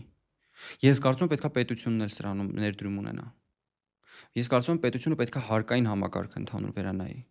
որ գործարարը ոգևորված լինի իր աշխատակցին ավել գումար տալու, որ մարդը չվախենա, որ ավել գումար տալով ավել հարկ առաջացնում, որ ավել գումար տալով սպառնում է նրան, որ մարդը այնքան գումար կունենա, որ վաղը կգնա իրանից ու ինքը չի կարողանա նոր մարդ գտնի, որ համոզված լինի, որ իր թիկունքում համալսարանը իրականում մասնագետներ է պատրաստում, որ կրթության ոլորտը վերահսկվում է։ Սենց բաներ, բայց սպասել, որ համալսարանը մեզ կտա պատրաստի աշխատակից, բարիստա կամ, չգիտեմ, գանձապահ, որը սիրալիր կլինի, պատասխանատու կլինի, նախաձեռնող կլինի, leadership կունենա, ամեն ինչ կունենա, դա չգիտեմ ինչ են սպասում համալսարանից, որ անգամ Օքսֆորդը, Քեմբրիջը չեն կարող տալ, էլի։ Ոչ մեկ չի կարող համալսարանում ստանալ այդ գիտելիքները։ Դրանք soft skill-եր են, որը մենք սպասում ենք մարդկանցից, որոնք եթե դա ունեն, գնալու են բիզնես բացեն։ Ինչի պիտի առաջնորդության, բարձր պատասխանատվության հմտություն ունեցող, նախաձեռնող, կոմունիկացիոն հմտություններով, վաճառքի հմտություններով մեկը գա գանձապահ աշխատի կամ, չգիտեմ, վաճառքի մասնագետ աշխատի ձեզ մոտ։ Դա մաքսիմում լինելու է իր ժամանակավոր ապաստարանը, որտեղ ինքը որոշակի օր իր ծախսերը կփակի, կգնա ու հետո իրանը կբացի։ Այսինքն միամտություն է կարծել, որ առանց գործընկերային հարաբերությանը տենց աշխատի։ Դրա համար պետքա տենց աշխատակիցների հնարավոր կլինի երկար ապրել։ Դրա համար պետքա, որ աշխատանքային մոդելները սկսեն փոխվել։ Պիտի ինձ թվում է առաջանալու են նոր աշխատանքային հաստիկներ։ Հաստիկներ ասելով նկատի ունեմ նոր ընդհանրապես ձևեր հարաբերությունների աշխատավայրում։ Այսինքն մարդիկ են լինելու, որոնք որ ընկերության սեփականատերը չեն լինելու, բայց ընկերության սեփականատիրոջ հետ համահիմնադրի կարգավիճակում են լինելու այդ ընկերությունում, համասեփականատիրոջ կարգավիճակում են լինելու, իրենց վրա չկրելով իրավական պարտավորություններ։ Հա, Ինչու է այդպես կարևոր, որովհետև մարդիկ ուզում են մեծ բանի մաս դառնալ։ Եթե ուզում են մեծ բանի մաս դառնալ, իսկ այդ մեծ թվով մարդիկ են ուզում։ Ինտերնետում էլ այդ ամենը գրգռում են անընդհատ։ Քո աչքերը ռիլերի առաջ պահելով, դա գրգռվում է անընդհատ ցանկություն, դու ուզում ես ավելի մեծ բաներ անես։ Բնականաբար այդ բիզնեսները բոլորը չեն կարողանա գոյություն ունենալ, ու այդ կապված չի մարդկանց հմտությունների հետ, որովհետև տրամաբանորեն ուղղակի համակարգը այդքան մեծ չի։ Մենք Հայաստանում ունենք X թվով բիզնեսներ գործելու հնարավորություն։ Մենք չենք կարող անսահմանափակ անընդհատ բիզնես բացեն։ Բոլորը բնականաբար չեն կարող բիզնես։ Այսինքն ինչ որ մի այդ տաղանդավոր, այդ նախաձեռնող, այդ վաճառքի հմտություն, առաջնորդման հմտություն ունեցող մարդկանց մի մասը մնալու է շուկայից դուրս։ Հետևաբար իրենց համար, իսկ իրենք շատ են լինելու։ Իրենց համար ովքեր կկարողանան ստեղծել այդպիսի ֆորմատ համագործակցություն, որ իրենք գան ընկերություն, բերեն իրենց էքսպերտիզան, իրենց միտքը, իրենց ցանկությունները, իրենց ինովացիաները, բայց չլինեն ընկերության համար մեկը, ում աշխատացնում են, ճամփում են տուն։ Տենց մարդը չի ուզում իրենց գա ընկերության աշխատակից, ում օգտագործում են նպատակներին հասնելու համար։ Ինքը ուզում է դրա մասնակիցը լինի, ինքը ուզում է այդ միսիան իր վրա կրի, այդ հետք թողնելու ձգտումը, որ կարողանա ասի սա իմ ընկերությունն է։ Ես դրա մասն եմ կազմում, հա, համարձակորեն, ոչ թե նենց, որ ասում են ես այդ ընկերության մասն եմ, քմծիծաղ է տալիս այնտեղ համահիմնադիրի կամ հիմնադիրը միտեղ թիկունքում, որովհետև հասկանում որ իրանն է դա։ Կորպորատիվ ժամանակ շատ բան կարող ասեն, եկեք ազնիվ լինենք, բայց հա, փակ սենյակների դռների հետևում բոլորն հասկանում են ումն է այդ ընկերությունը, ով է սեփականատերը, վերջնական շահառուն։ Եվ դրա համար ինձ թվում է նոր ֆորմատ է լինելու։ Եվ այդ ֆորմատը ենթադրելու է, որ մարդը իր գիտելիքն ու էքսպերտիզան ներդնելով դառնում ընկերության համասեփականատեր, բայց ինչ որ ուրիշ ֆորմատով։ Դեռ չգիտեմ։ Ավելի մանրամասն որ իմանամ։ Միջազգային ընկերություններում արդեն կա այդ փորձը, որ օրինակ չգիտեմ, աշխատակից ունենալու ինչ որ բաժնեմոց։ Այո։ Դա կարևոր է։ Դե հա, կարևոր է համել նաև կարևոր է նրա համար, որ հենց տվյալ աշխատակիցը շատ ավելի երկարաժամկետ ոնց որ հեռանկար ունենա տվյալ կազմակերպության հետ։ Բայց ինձ թվում է, որ այս ամենը կառաջանա ավելի արագ ու ավելի մեծ ծավալի մարդկանց համար, եւ հետեւաբար մենք չենք հասցնի այդ մարդկանց բաժնետոմս ծախենք։ Այսինքն մարդիկ փող չեն ունենա որ բաժնետոմս առան, իրանք գան, կասեն ես այս ինչն եմ, ես այսքան գիտելիք ունեմ, ինչ շուկան հնարավորություն չի տալի բիզնես անել, դուք արդեն կաք շուկայում ձեր տեղը զբաղեցրել եք, եկեք ինձ թողեք, ես էլ ձեզ միանամ, իրար հետ օգնենք։ Չի համաձայնվի, կդառնա իրակ մրցակցինը։ Բայց այսպեսի ֆորմատ ինձ թվում է պետք է փորձով ապացուցված լինի, էլի, չգիտեմ, ինչ որ պատական մեկը գա, ասի դե ինձ տվեք բաժնետոմս։ Ես կանեմ ձեր համար։ Այս խնդիրները բոլոր սկսում են առաջանալ արդեն խնդրեմ։ Ոնց ենք ստուգում, որ այդ մարդիկ մեզ պետք են։ Ամեն դեպքում փորձաշրջան է պետք, որը հա փորձով պետք է ապացուցի։ Ոչ միայն փորձաշրջան, իսկ հիմա բոլորը բոլորին գիտեն, հիմա այդպես տպավորություն է։ Հայաստանում հա։ Դե ես Հայաստանի մասին եմ միայն խոսում հիմա։ Մեծ շուկաների մասին օրինակ չեմ խոսում։ Հայաստանում նման ֆորմատ կարող է պետք գա։ Բայց դրսում, երբ որ շուկան մեծ է, ստեղից են գնում այնտեղ բիզնեսներ ստեղծում, ինչն է խանգարում այնտեղ ստեղծեն, այնտեղի ապրողները։ Մեր մոտի մարդկանց համար եմ ասում, որ մարդիկ այդքան երկրից չեն կարա գնան։ Ինչքան կարելի է տաղանդավոր մարդիկ գնան, որովհետև շուկայում արդեն կան հարմարված տեղ զբաղեցրած արդեն ընկերություններ, որոնք մի ամսվա դեմպինգով կարան քո ընկերությունը դուրս հանեն շուկայից, ինչ անես։ Ուր գնաս, ինչ համառություն պիտի ունես կամ այդ ինչ թիկունք պիտի ունես, որ քո ֆինանսական բարձիկները ստեղծեն, որ դու կարողանաս ընտանիք պահես, քեզ պահես, բազային բաներդ ապահովես, պահանջները դու այդ ամենի հետ մեկտեղ նաև ունենաս հնարավորություն բիզնեսդ պահելու, իսկ բիզնեսը բոլորս գիտենք առաջի շրջանում շատ է խլում, շատ է ուտում փող։ Դու երբեք չգիտես դա իմաստ ունի թե չունի, դու մենակ փորձով ես հիմնավորում ստանում, տեսնում ես որ սա անիմաստ ծախսեր, սա իմաստավոր էր, փորձի արդյունքում սկսում ես այդ ծախսերը չանել։ Նայեք, հենց այդ մասով խոսում ենք օրինակ աշխատակիցների իրավունքներից ու իրանց, չգիտեմ, նպատակներից է կազմակերպության հետ կապված, բայց հենց շատ կարևոր է որ աշխատակիցների շատ մեծ մասը այսօր Հայաստանում չեն պատկերացնում բիզնեսմենի ռիսկերը, չեն պատկերացնում որ բիզնեսմենը օրինակ անընդհատ ինքը անդունդի եզրով քայլում է ու չգիտեմ ամեն բա կարա ինքը ուղղակի շատ մեծ կորուստներ կրի։ Ես կարծում եմ դրանում մենք ենք մեղավոր։ Այն մարդիկ ովքեր իրենց պատմել են դրա մասին։ Իրանք ոնց իմանան։ Հա, դրա համար հենց շատերը ձգտում են ինչ որ բիզնես ստեղծել, չգիտեմ, բիզնեսով զբաղվել, չեն մտածում օրինակ, չգիտեմ, ինչ որ ընկերությունում աշխատելու մասին, իրենց երազանքը բիզնեսն է, բայց իրանք պատկերացում չունեն բիզնեսի ռիսկերի մասին։ Տարբեր են, ինձ թվում է նայեք, նախ չեն ուզում աշխատել շատ ընկերություններում, որովհետև շատ ընկերություններում աշխատելու տեղ չի, շատ ընկերություններ աշխատելու տեղ չեն, հա։ Երկրորդը, երբ ընկերությունները սկսեն բավականաչափ լավ զբաղվել իրենց ներքին մշակույթով, իրենց ղեկավարների էգոներով, հա, որ սկսեն այդ հարցերը կարգավորել, շատ մարդիկ կուզեն աշխատել։ Չէ, նայեք, խոսքը ոչ թե դրա մասին է, այլ խոսքը նրա մասին է, որ առհասարակ մարդիկ կան, ովքեր չեն ուզում ոչ միտեղ աշխատեն, իրենց համար բիզնեսը տենց շատ ինչ-որ գունավոր մի հատ տեղ է երևում։ Դա երկրորդ մասն էր։ Հա։ Առաջին մասը այնա, որ նախ աշխատավայրերը գայթակղիչ չեն, դրա համար մարդիկ փորձում են փախնելու որպես միջոց, դա ինքնազբաղությունն է։ Ես որոշել էի, ես հիմա մի հատ ճակերտ եմ բացում, որ ոչ միտեղ դեռ չեմ պատմել եմ միայն իմ շատ մտերիմ ընկերներին։ Ես որոշել էի բացել փոքր ու միկրո բիզնեսի համար համայնք, բայց համայնքը պետք է լիներ լրիվ ավտոմատ on-line համակարգի մեջ, որտեղ մարդիկ կստանային հասանելիություն այնպիսի կուրսերի, այնպիսի գիտելիքների, որոնք իրենք գումարով չէին կարողանա ձեռք բերել, որովհետև դա իրենց համար շատ թանկ է այդ էքսպերտին հրավիրել, բայց մենք այդ էքսպերտին կարող էինք հրավիրել մի անգամ կուրս զապիս անել, իրան տալ մի անգամ վարձատրություն ու հետո այդ համայնքից գեներացված գումարների հաշվին մեր ծախսերը հանել։ Բայց մենք հաշվարկեցինք, հասկացանք, որ Հայաստանում այդ մեծ թվով միկրո ու փոքր բիզնեսները որ կան, մեծ մասամբ այդ ուղղակի նրա համար են բացվել, որպեսզի ինչ-որ միտեղ մարդ չաշխատի։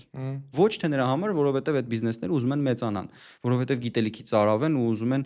շատ շուկաներ գրավել, հա։ Չէ, իրանց խնդիրը մի բան է, ուղղակի որևէ տեղ չաշխատել։ Էդ է։ Երկրորդը, երբ որ մարդը ունի միսիայի զգացում, այսինքն իր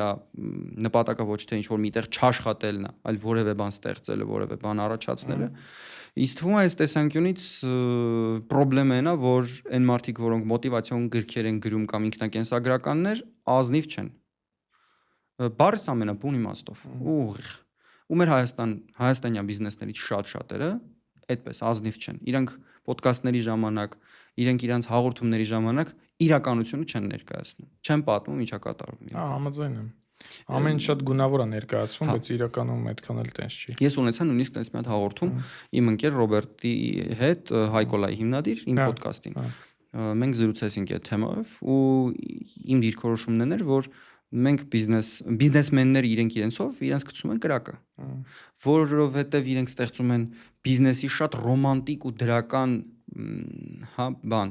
դիրքավորում շուկայում ու աշխատակիցներին շատ գայթակղիչ է դուրս գալ գնալ բիզնես անելը ու հետո իրենք տառապում են դրանից, որ իրենց աշխատակիցները դուրս են գալի, գնում են ուզում են բիզնես անել։ Ես ասում եմ, եղբայր, դու ես գնացի հարցազրույցների պատմել, որ բիզնեսը աշխարհի ամենալավ բանն է, որ կարելի է անել։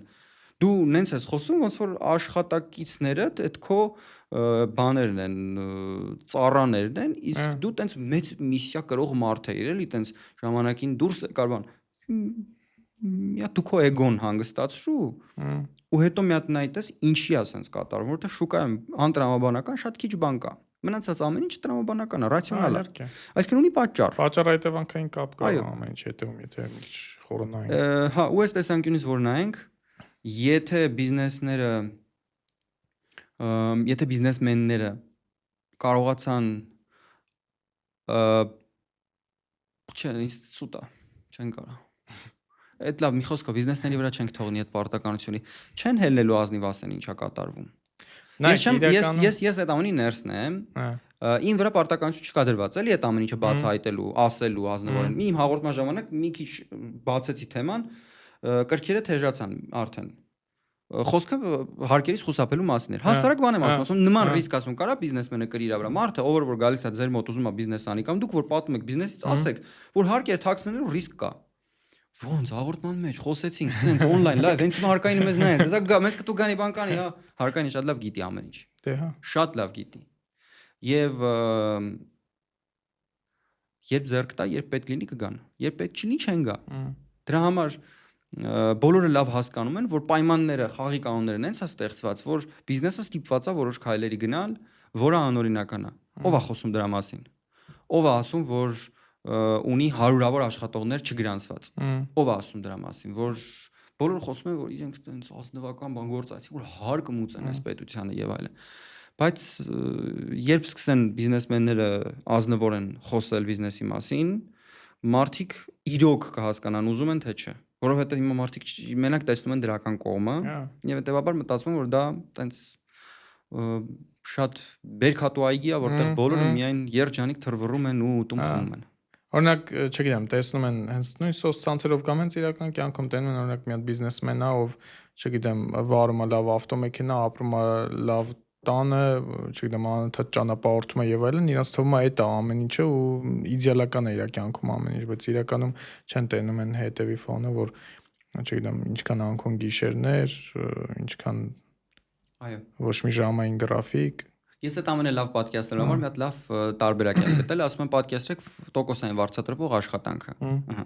Պատկերացրեցիք, այսինքն ամեն ամիս դուք ձեր վարձատրությունը ձեր աշխատանքից ու ձեր բուն գործողություններից է կախված, ասում դրան գումարեք են, որ ձեր product-ը կլինի թե չի լինի, էդ էլա ձեզնից կախված, գումարեք դրան մի քանի միլիոն, եթե ոչ 100 միլիոն դրան պարտք, եւ գումարեք դրան անընդհատ, որ այդ ինչ որ աշխատեցիք, այդ գումարը որ ձեր մոտ ձեր ձեռքին է, դրա 40%-ը մոռացեք ուղղակի։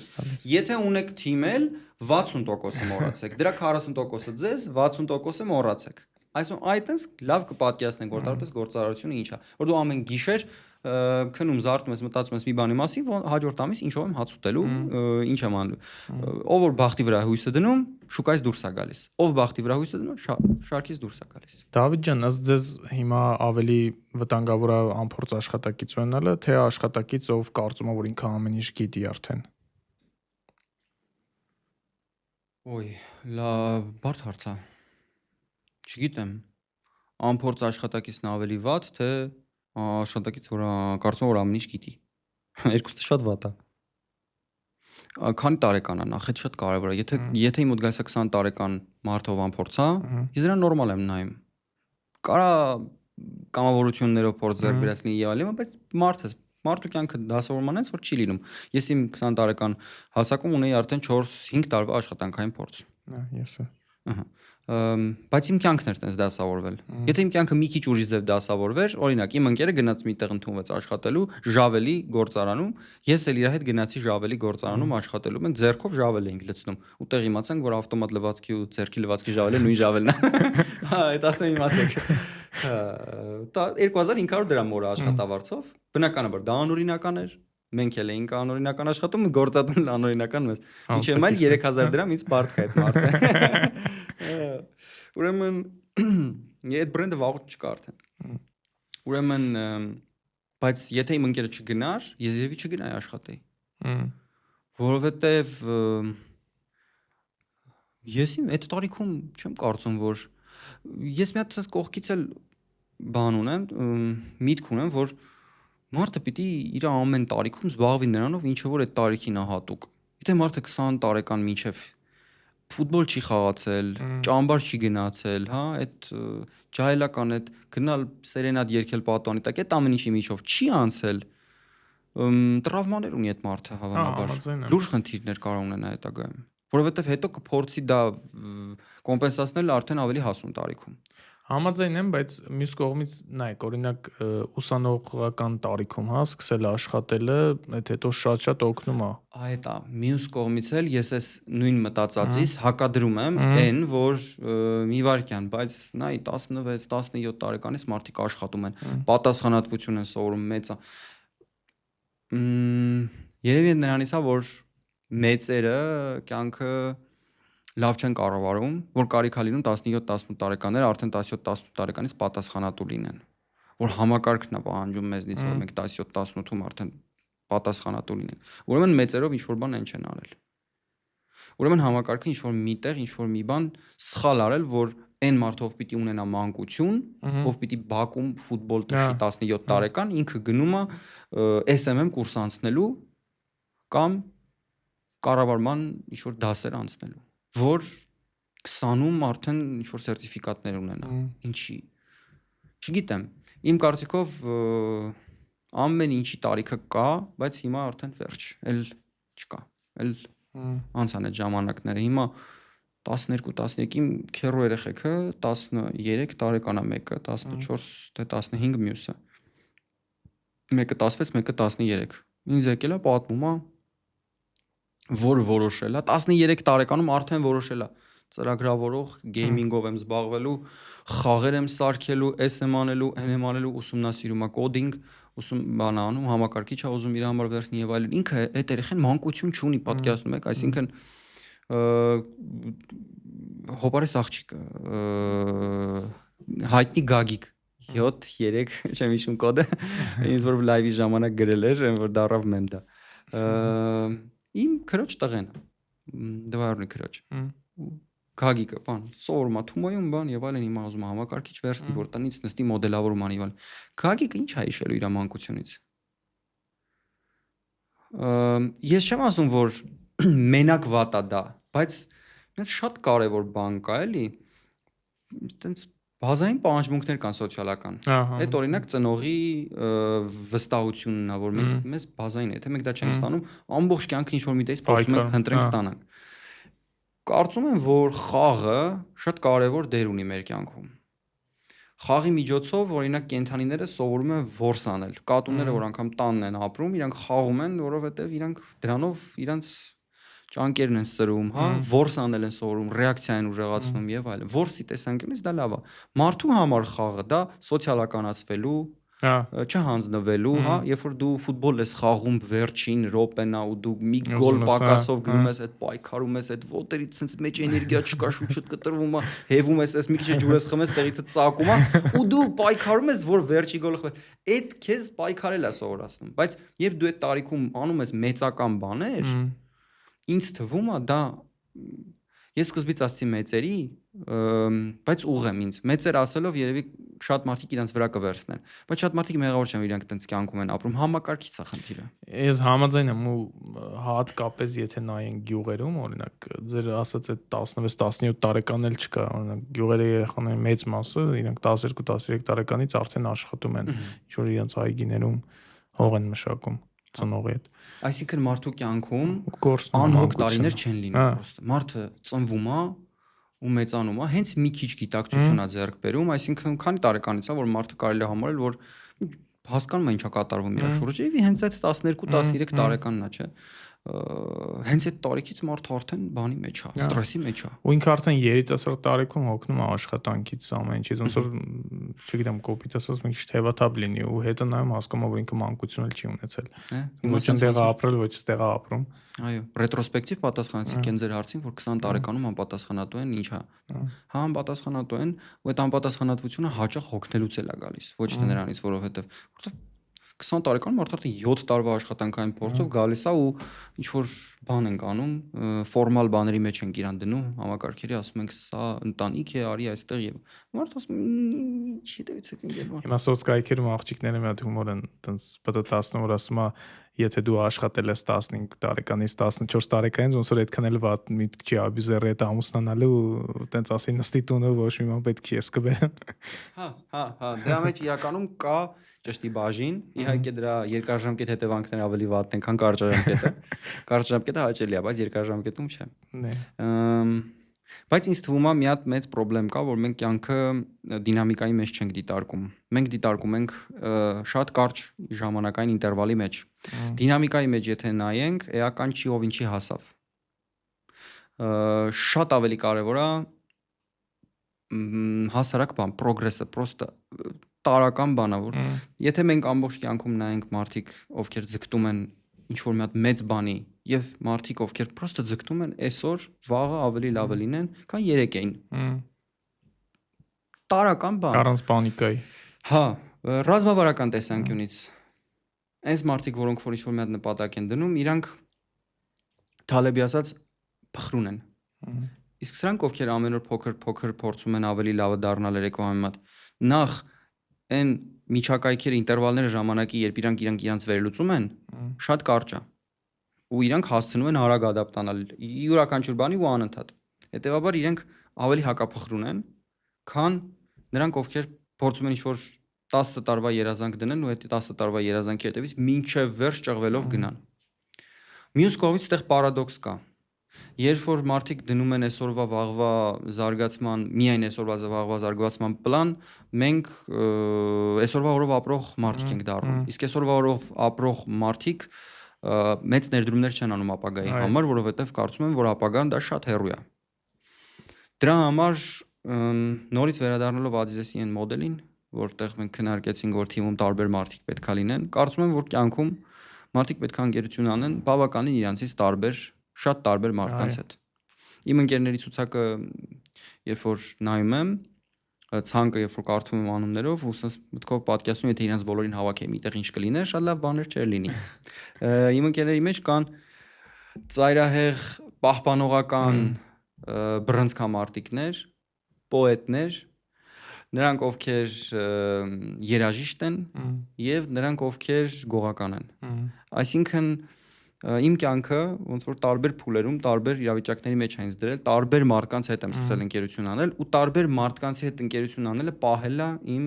մենք պահել ենք կապը ու պահելա իմ կապը ինձ թվում է իրականության հետ։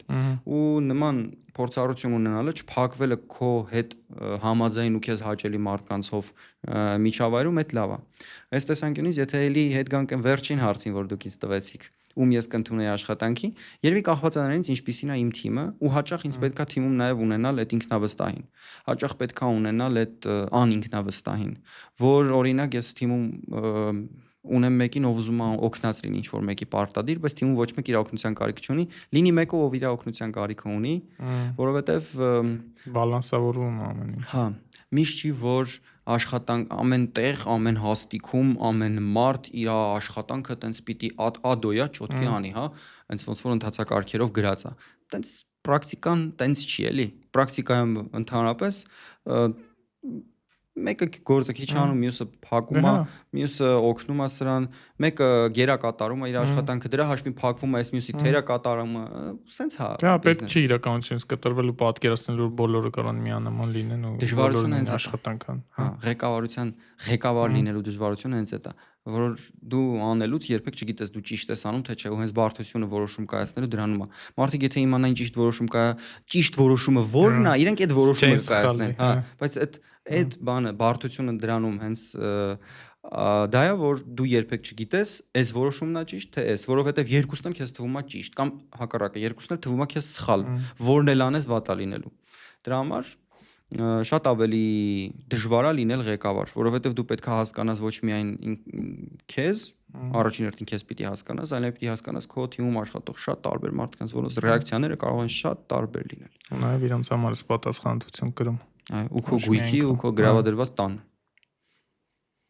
Բարդ է այս առումով, դրա համար մեր գործը խորհրդատու որպես շատ կարճ ժամանակ անց շատ է ձևափոխվելու։ Ես դրանում խորին համոզմունք ունեմ, որ այն ձևով, որով մենք հիմա ենք աշխատում, այդ ձևով չենք աշխատելու։ Քանի որ այն ինչ որ ես խոսում եմ այսքան, ես արդեն դրանով մոտեցնում եմ այդ փոփոխության կայացումը, որովհետև մենք գիտելիքը դարձնում ենք ընդհանուր, գիտելիքը կորցնում է իր բացառիկության գրիֆը,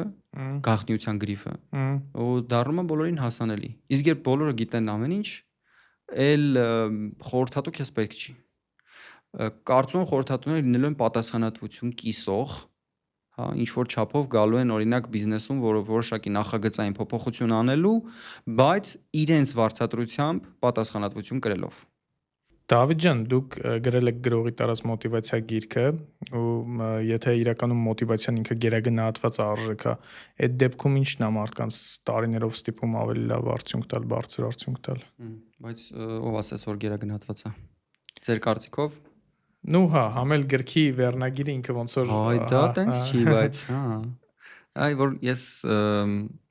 ուսամ առիթ կլինի կկարդակ, որովհետև առաջի տպավորությունը գրքի մասին ու գրքի բովանդակությունը շատ տարբեր են իրարից։ Այդ ես հասկացա, որ իմ սխալն է, որովհետև անունը սխալ եմ դրել։ Մոտիվացիան գերագնահատված չի, գերագնահատված է մեր բոլորի կողմից սպասումները մոտիվացիայից։ Մենք նախ այդ բառը եք ֆիքսենք, որ այդ բառը ինչ է նշանակում։ Մոտիվացիան էմոցիա չի։ Սա սկզբից ինտուիտիվ գիտակցելը դժվար է, եւ դժվար է ոչ թե նրա համար, որովհետեւ մենք ընդունակ չենք տենց մտածել, որովհետեւ մենք թեմպլեյթներով ենք մտածում սովորաբար, հա, շաբլոններով ենք մտածում։ Այդ նորմալ բան է։ Ես էլ շատ հարցերի շուրջ ունեմ ձևավորված շաբլոններ, ու շատ դժվար է այդ շաբլոնները կոտրել իմ մոտ։ Մենք մտածում ենք շաբլոններով եւ ըստ շաբլոնների մոտիվացիան մեզ մոտ ասոցիացվում է ոգևորված վիճակի հետ եւ այդ ասոցիացիան դժվար է կոտրել։ Սա կարևոր բան է, որովհետեւ գիրքը առաջի հերթին սկսում է հենց դրանից, որ մոտիվացիան դա ոգևորվածությունը չի։ Դե մենք չենք կարա հիմնավորենք մոտիվացվածությունը սպորտսմենի նրանով, որ ինքը ամեն օր ոգևորված է եղել են, ինչ որ արել է դեպի օլիմպիական բարձունքը հասնելու ճանապարհին։ Երկրորդ, մենք հասկանում ենք, որ մոտիվացիան մենք առաջին հերթին սխալ ենք հասկացել, մեր մոտ խնդիր առաջանում սահմանել երկրորդ հերթին ինչա նշանակում, հա, մոտիվացիան։ Ամենայն հավանականությամբ, եթե փորձեմ ամենակարճ ձևով ու փորձեմ գրքի ձևով հիշել ոնց եմ գրքում սահմանել, մոտիվացիան դա մեր ներքին պահանջմունքն է, որը դրդված է արտաքին պայմաններից եւ որը չբավարարելու դեպքում մենք լուրջ ներքին ճգնաժամ ենք, դեֆիցիտի զգացում ունենք։ Եվ այդ դեֆիցիտի զգացումն էլ մեզ դիպում է դա անել։ Եվ հետեւաբար մոտիվացիան մի բան է, որի զգացումը եթե կա, դեֆիցիտի զգացումը եթե կա, դա հնարավոր չի անտեսել։ Դու չես կարող համակերպվել մի բանի հետ, որը քեզ ներքուստ անընդհատ ճնշում ու անհանգստություն ապացուցում։ Այսինքն սնունդ ընդունելու նման պահանջ է ինքը։ Պայմանականորեն, հա, այդ օրինակը լավն է, բայց այդ ասում են դե բնազդային է, սենց է եւ այլն։ Բայց օքեյ, այկեք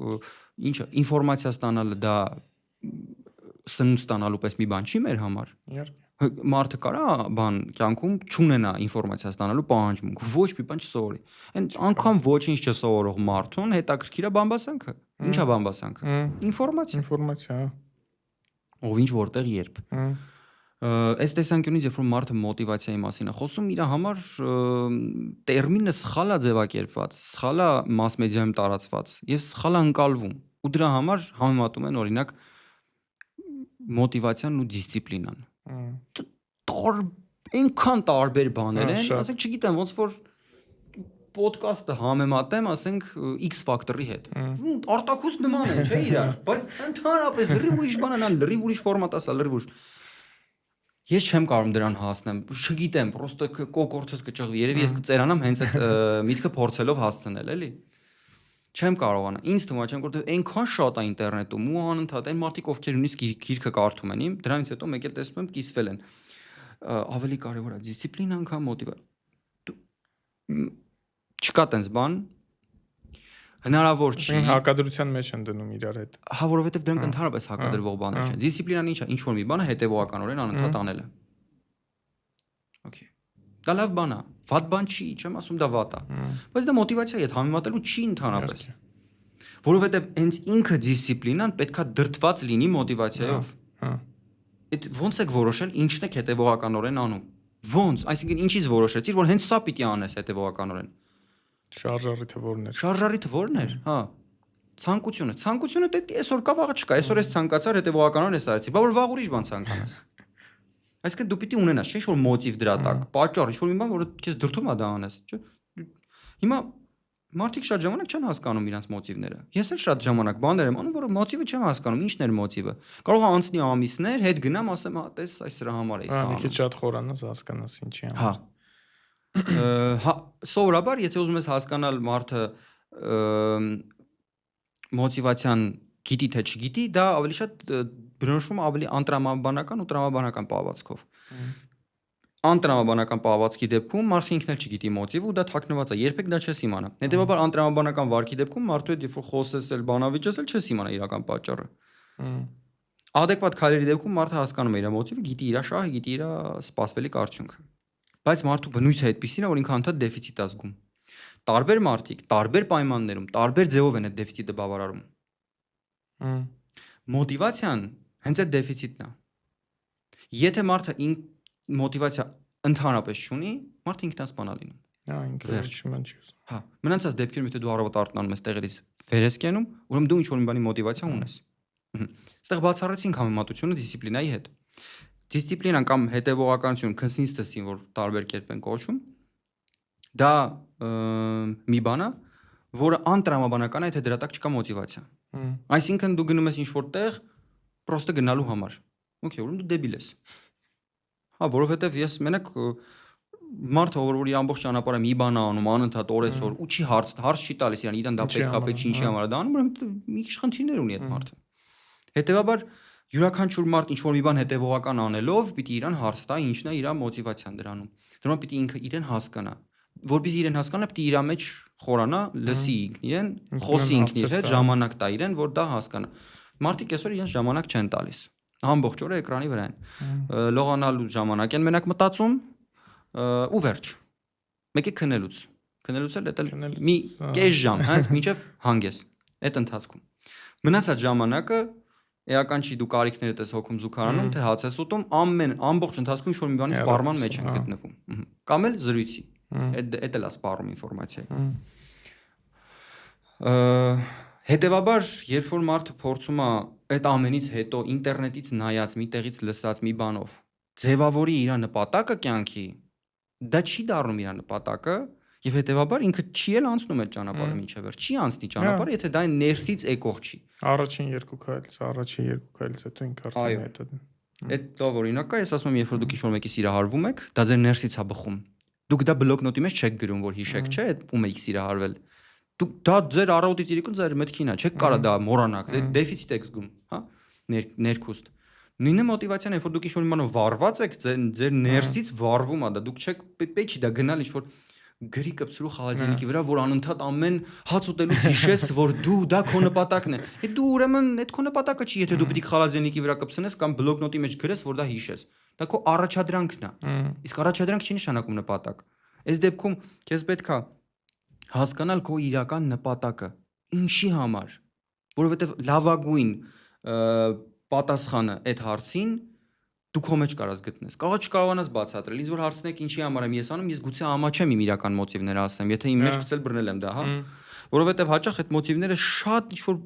տրիվիալ բաներից են գալ, հա։ Ասենք ինչ-որ տղա, որը ջալ տարիքում դասարանցիների կողմից անընդհատ բուլի է ենթարկվել, մեծանումը դառնում է IT գիգանտ ընկերության ստեղծող։ Ինչու՞։ Դե կարաս հիմա հիմնավորի դա, որ կապված է նրա հետ, որ ինքը պրոստը դպրոցում, հա, փորձում է ապացուցի, որ ինքը ուժեղ տղա է մինչև հիմա։ Հա, մենակ կարաս հասկանաս, երբ որ ինքը երկարաժամկետ ինչ-որ բան անցնի, փորձարկում անցնի, լսես իր պատասխանները։ Բայց հաճախ մարդիկ, որոնք որ խոսում են հաջողությունների մասին, իրենք իրենց լեզվով մատնում են այդ ամեն ինչը։ Հաճախ անտրամաբանական բաներ են ուզում իրենց հաջողություններին հասնելուց հետո, որի մեջ դու սկսում ես հասկանալ իրենց իրական մոտիվը։ Եթե մի քիչ ուշադիր ես լինում, մարդիկ իրենց խոսքում իրենց իրական մոտիվներն ասում են։ Օրինակ մարդ գիտեմ, ես իր երկար ժամանակ էի լսում, ինքը դրսից, հա, իր վիդեոները եւ այլն նայում էի, ինքը ասենց անընդհատ խոսում էր, դու դուրս ես գալիս, ստադիոնն է մարդկանց, բոլորը քեզ ծափարում եւ այլն, ու ես երկար ժամանակ չէի նկատում դա, որովհետեւ անտրամաբանական բան կա։ Հետո սկսեցի նկատել, ասում էի, չի համար ստադիոն, ինչի ծափարող մարդիկ։ Չէ, գուցե տարական ուշադրության պակաս, հասարակ ուշադրության պակաս կարա դա լինի։ Չգիտեմ, բայց տարբեր են։ Շատ տարբեր են եւ դա չի կարելի ստանդարտացնել, ինչ որ կատեգորիաների մեջ դնել ու ասել, всё, էսա գնացեք տեսեք որնա ձերը, հա, հորոսկոպի պես, հա, ինչ որ 12 տեսակ մոտիվացիա։ Չկա, ամեն մեկի ճանապարհը յուրահատուկ մոտիվներ է ձևավորում։ Ամեն մեկի ճանապարհը յուրահատուկ դեֆիցիտի զգացում։ Եվ այն մարդիկ, որոնք չունեն այդ ներքին դեֆիցիտի զգացումը, եւ որոնք օրեցօր հետևողականորեն ինչ-որ քայլեր են անում, այդ մարդիկ դժբախտ են։ Եվ եթե հիմա դժբախտ չեն, դժբախտ են լինելու վաղը, որովհետև դժբախտ չեն հիմա մի պատճառով, որովհետև չեն ջոգել դեռ ինչա կատարվում իրենց կյանքում։ Դու պրոստը հասնում ես մի հատ տեղ, հասկանում ես, որ այդ ճամփեն պրոստը քոնը չէր։ Դու դա չէիր, այդ քո նպատակը չէր։ Դու դա չէիր դրել ներսից քո մեջ գցել բռնել ու դրա հետ վերապրել ու հասկացել, որ դա քեզ պետք է։ Չէ, դու պրոստը դա ուզեցիր, որովհետև դու դա տեսար ինչ-որ մեկի մոտ։ Էկրանից են կողմ իրական կյանքում խորհուրդով, հա, ու հիմա նմանավանդ շատ է այդ, որովհետև սոցկայքերում ամեն երկրորդ ռիլը այդ ինչ որ հաջողության, սենց լինես, դու պիտի նենց լինես, դու պիտի սա ունենաս, դու պիտի նա ունես, դու պիտի սա է red flag, սա է green flag, այդ սաղ մարդկանց մեջ ձևավորում է զգացում, որ իրենք ինչ որ մի բան ինչ որտեղ պարտավոր են, հաջողության հասնել պարտավոր են, շատ փող աշխատել, ճանաչված լինել, ու այդ ամեն ինչը արժեզրկվում է մի պարզ պատճառով, որովհետև երբ որ շատ մարդիկ փորձում են ինչ-որ մի բան անել, ու երբ որ տեղերը այդքան չկան, իսկ տեղերը բոլորս գիտենք, սահմանափակ են։ ֆեյքան, սկսում է ֆեյքանա, այսինքն սկսում են կեղծել, որովհետև միակ տարբերակը դա կեղծելն է, բայց կեղծել, սկզբում կեղծելը օքեյ է, որովհետև բոլորս գիտենք, որ մեր աշխատանքային կարիերայի սկզբում մենք կեղծում ենք մեզ, մենք մի քիչ ինքնավստահ ենք խաղում, մի քիչ ստեղ ավելի բան ենք, թանկ ենք հագնում, քան մեր եկամուտը մեզ թույլ է տալիս, որ մտնենք ինչ-որ շրջապատի մեջ, որ վերջապես դառնանք այդ մեկը։ Հետո երբ մենք դառնում ենք, մենք էլ չենք կեղծում, բայց այդ կեղծելը երբեմն մարդու համար դառնում է ամբողջ կյանքի իմաստ, ապրելա ոչ։ Ու անընդհատ պայքար է դառնում ամբողջ կյանքը։ Ինքը չի նկատում, որ ինքը կեղծում է։ Դու ամեն ինչը վերածում ես պրոդուկտի, դու ամեն ինչի մեջ փորձում ես ավելին ցույց տալ, քան իրականում կա։ Սրանք խնդիրներ են, ես չգիտեմ այդ խնդիրների լուծումները, ինձ թվում է ոչ մեկ էլ չգիտի։ Բայց մոտիվացիայի տեսանկյունից ես այդ գտել եմ, այդ հասկացել եմ, որ այս մեր մեծ խնդիրն է։ Եվ պլյուս դրան այդ փորձել հաջողություն սահմանելը։ Ես գրքում չեմ գրել դրա մասին, որովհետև երկրորդ գիրքն եմ որոշել ավելի շատ այդ թեմայով լինի։ Փորձել այդ հաջողությունը սահմանելը կամ հաջողակությունը սահմանելը, դա հնարավոր չի տեսականորեն, որովհետև երբ որ դու փորձում ես դա սահմանես, դա հասանելի է դառնում բոլորին։ Բացի դա հաջողություն մեկի համար բոլորովին այլ բանն է, մյուսի համար։ Բայց հաջողության մեջ անկախատեսելիությունը ամենակարևոր բանն է։ Երբ որ նայեք, եթե ես օրինակ ցանկացած պահի գիտեմ առաջի, երկրորդ, երրորդ, չորրորդ քայլերը ոնց գրեմ նույն ձև կոմպոզիցիա, ոնց գրել է օրինակ Վիվալդին, տարվա եղանակները։ Ես ցանկացած պահի գիտեմ ոնց ինչ քայլեր է պետք անել ABC-ը։ Օրինակ հերոսությունը արհեստական բանականությունով լավ երաժշտություն կարելի է համարել հաջողակ մարդ, հա, որ ինքը շատ հաջողակ է, կարողանում է արհեստական բանականությունով գեներացնի լավ երաժշտություն։ Ոչ, մենք գիտենք, որ դա խնդիր է, հետեւյալը պրոմպտ ես գրում, այդ պրոմպտը տալիս ես այդ արհեստական բանականության, ինքը քեզ տալիս է դա։ Դա այդ հաջողության հասնելու կանոններ, որ ասում են, այդ կանոնների նման է, հա, կանոն համար 1, կանոն համար 2, կանոն համար 3։ Всё։ Հա, նույն պրոմպտն է։ Ապրեք։ Հաջողության դեպքում, երբ որ փորձում են այդ պրոմպտերը սահմանել, դա, չգիտեմ, միամտություն է։ Ոնց կարելի է պրոմպտ սահմանել հաջողության մեջ ամենակարևոր բանը այդ հավանականությունն է, որ կլինի թե չէ, որովհետև հաջողություն ինչով է հաջողություն, որ կարար չլիներ, բայց եղավ, հա, որ դու կարայր պրավալ տալ շատ ավելի մեծ հավանական, բայց եղավ, դիմացար կամ կարողացար կամ մի բան արեցիր, էլի։ Խիզախություն կա դրա մեջ, հա։ Բայց երբ ABCD-ը, չկա խիզախություն ABCD-ի մեջ։ Իսկ իմաստ չունի դնել բան անել, գրքեր գրել են մասին, որ հաջողության համար հասնելու համար պիտի այս 10 կանոնը։ Ու այդ կարդացել է 10 միլիոն մարդ։ Ու այդ 10 միլիոն մարդ արդեն գիտի դա, արդեն դա էլ հաջողության կանոն չի, всё, sense մի ֆեյլ մեջ ենք ապրում։ Պայման չի, որ կհասնես ինչ-որ բանի։ Իհարկե պարտադիր չի։ Դու կարաս ամեն ինչը ճիշտ ձևով անես, ձգտես, նպատակ, մոտիվայ, ամեն ինչը տեղում լինի, բայց հավանականությունը, որ քո մոտ կստացվի, միշտ 50-50 է։ Ու հենց դա հետաքրքիր։ Եթե միշտ իմանաս, որ 100% հավանականությամբ ինչ-որ մի բանի կհասնես, ես այդ օրինակը գրքում, մոտիվացիայի գրքում գրողի տարած, բերել եմ sense, ասում եմ պատկերացրու դու մասնակցում ես մրցավազքի։ Եվ քո հետ եւ 3 սցենար կա։ Մի դեպքում քո հետ մրցում են քեզից շատ ուժեղ համաշխարհային ռեկորդակիր չեմպիոններ, անհետաքրքիր է։ Գիտես, որ 100% պարտվելու ես։ Մի դեպքում քո հետ հավասար մրցում են քո նման մարդիկ, քո քաշի, քո հնարավորությունների եւ քո ֆիզիկական կառուցվածքի, որտեղ հավանականությունը 50-50 է։ Եվ մի երրորդ խմբում քո հետ մրցում են փոքր երեխաներ, որոնք ֆիզիկապես չեն կարող քեզ հասնել, շանս չունեն։ Այսինքն դու 100% կհաղթես։ Որ դեպքում ամենահետաքրքիրը հավասարի հետ։ Երբ որ շանսերը հավասար են, որովհետև դու չգիտես ինչ կլինի ու դա հետաքրքիր է արդեն։ Երբ դու գիտես ինչա լինելու, արդեն հետաքրքիր չի։ Իսկ հաջողության մեջ ամենահետաքրքիր մասը հենց այդ անկախատեսելիությունն է, որ մենք չգիտենք ինչա լինելու մեր այդ վաղը։ Ու դրանով վա ունիկալ յուրաքանչյուրի փորձը։ Ու դրա համար չեմ կարող ես իմ փորձը պատմել ինչ-որ մեկին, ինչ-որ մեկը գնա դանի ու հաջողության հասնի։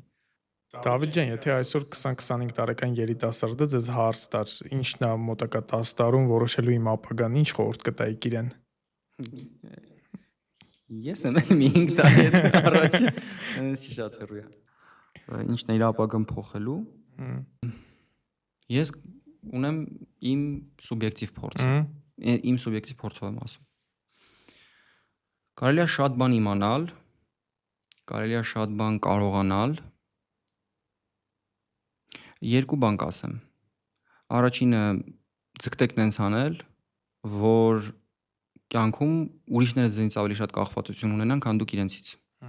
Ուրիշները ձեզնից ավելի շատ ստանալու բան ունենան եւ ուզենան ինչ-որ բան ստանալ ձեզնից, քան դուք իրենցից։ Երբ այդ հավասարակշռությունը խախտվում է եւ ձեզ է պետք ինչ-որ բան ուրիշներից, ձեր դիրքերը շատ խոցելի են։ Երկրորդը, այդ ամենի հետ մեկտեղ խորհուրդ կտայի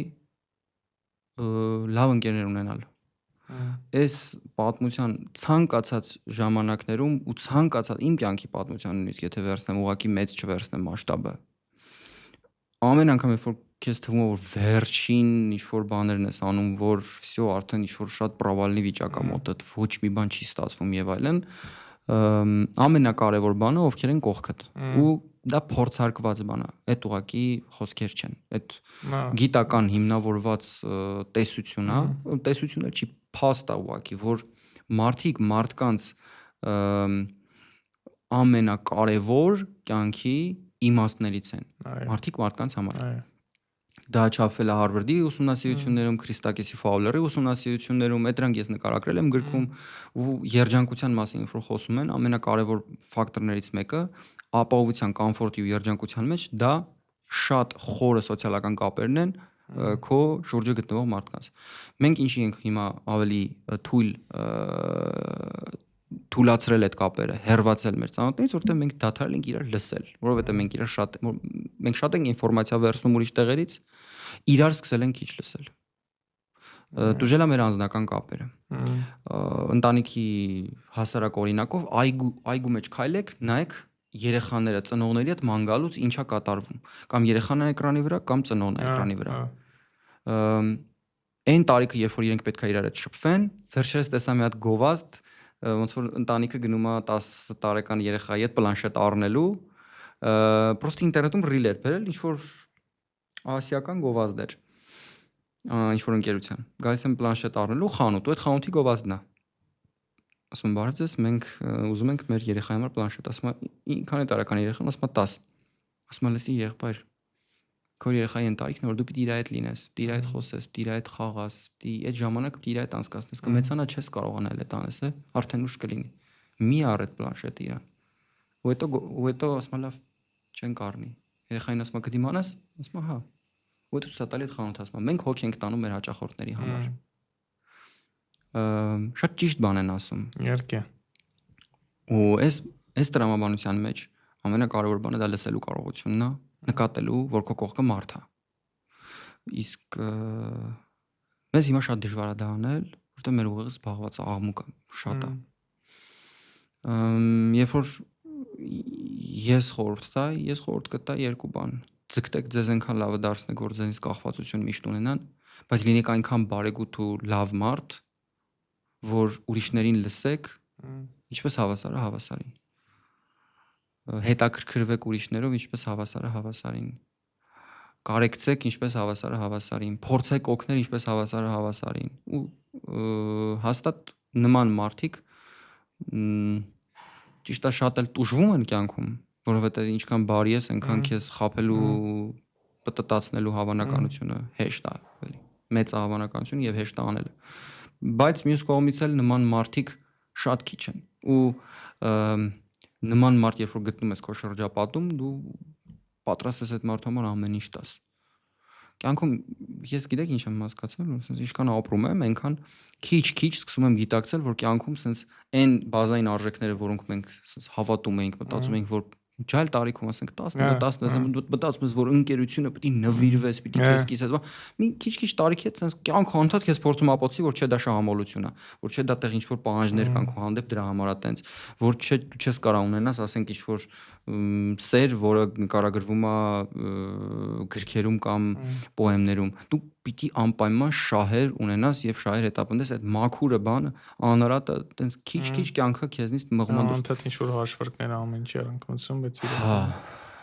ու ամենադժվարը այդ ամեն ինչի մեջ չկորցնել մարդ լինելու, քո մարդ ցկտել լինելու կարողությունը չկորցնել, չարանալ։ Այսինքն տեսնում ես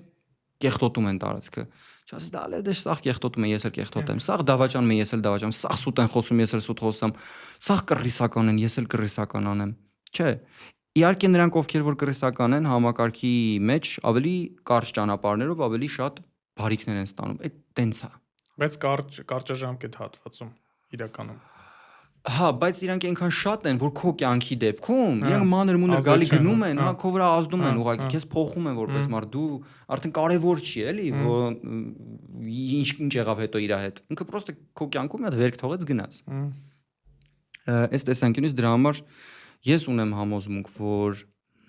այդ անազնիվ խաղի կանոնները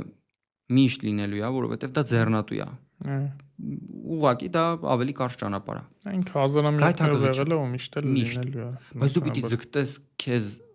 նենց կոփես, որ այն մարդը, որը նույնիսկ հակված է նման բանի, քո հետ նման խախտումներ թույլ չտա իրան, որ դու իրա վրա ազդես, քո աուրան իրա վրա ազդի, որ դու լինես թելադրողը, ոչ թե ինքը։ Չգիտեմ, պահպանողական եմ, ինչքան մեծանում ավելի շատ այդ հետ եմ գնում այդ մեր մանկության ու երիտասարդության այդ վիճակների։ Ճշմարտությունների։ Հա, այդ ճշմարտությունները հետ են հասկանում, որ դրանք ավելի կայուն էին։ Իրականում կյանքը ու ընդհանրապես ամեն ինչը, չգիտեմ, տարբեր ֆիլմերը ամեն ինչ փորձում են ապացուցել, որ չէ, այդքան էլ այդ տենց չի, բայց հետո կյանքը ապացուցում է, որ չէ, իրոք կա այն մաքուր մարդկային հարաբերությունները։ Դե ճշմարտությունը չէ, մարդկային մաքուր հարաբերությունները կան, ուղղակի երբեմն մենք ենք դառնում դրանց հանդեպ այնքան անհավատ ու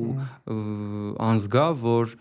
մեր կողքը նստած է լինում շատ լավ մարդ, մենք իրան նկատում ենք երբ որ ինքը արդեն չկա, ոչ թե գնացել է ինչ-որ ուրիշ երկիր կամ եւ այլն, կամ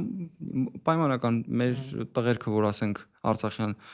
44 օրյային, քառօրյային զոհված տղերքից մեծ մասի պատմությունները լսում ես, շատ լավ տղա են դպրոցում, ստեղ, ընդեղ բան եւ այլն, բայց շատ մարդ երևի նստած ա եղել իրանց այդ մի սեղանի շուրջ, բայց չի նկատել իր կողքը ինչ մեծ մարդ է։ Դրա համար փորձել ամեն մարդու մեջ նկատել ինչ-որ յուրահատկություն ունիկալություն, որտեղ երբեք չգիտես քո դիմացով է նստած։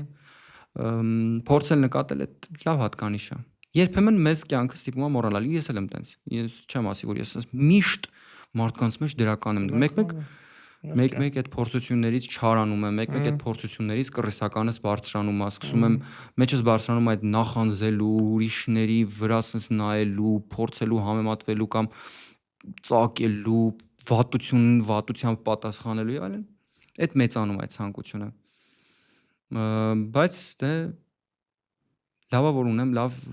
ինքնավերլուծության, պետք է վատ բնավորություն է, երբ որ որովհետև քեզ անդադ գցում է մտածմունքների մեջ, փակվում ես ու մյուս կողմից լավա որ դու անընդհատ վերլուծում ես քո պահվածքը ու անընդհատ վերադառնում ես այն քո հին հարածին, մտածում ես արդյոք դա ճիշտ էր թե չէ։ Ու այս նույն կերպ այս մեր զրույցից հետո ես անընդհատ վերադառնում եմ զրույցին, մտածելու եմ արդյոք ես ճիշտ ասացի թե չէ, որ հաջորդ անգամ ճիշտ ասեմ։ Տենց։ Դավիթ ջան, այսքանով ավարտվեց մեր ընդհանուր հարցերը, հիմա անցում կատարենք մեր բլից հարցերին։ Gen Z թե Millennials, որ սերնդի հետ է ավելի հեշտ աշխատել է։ Ավելի հեշտ միլենիալների։ Դավիթ ջան, ճիշտ է, սրա մասին արդեն խոսել ենք, մոտիվացիա թե կարգապահություն։ Արդեն պատասխանը գիտեք։ Եվ Աշխատասիրություն թե խելացի աշխատել։ Խելացի աշխատել։ Հաջողությունը ավելի շատ գալիս է ճիշտ որոշումներից, թե երկար տարիների աշխատանքի արդյունքում։ Երևի երկար տարիների աշխատանքի արդյունքում ինչ որտեղ երկար տարիների հաջողություն ասեցիք, չէ՞։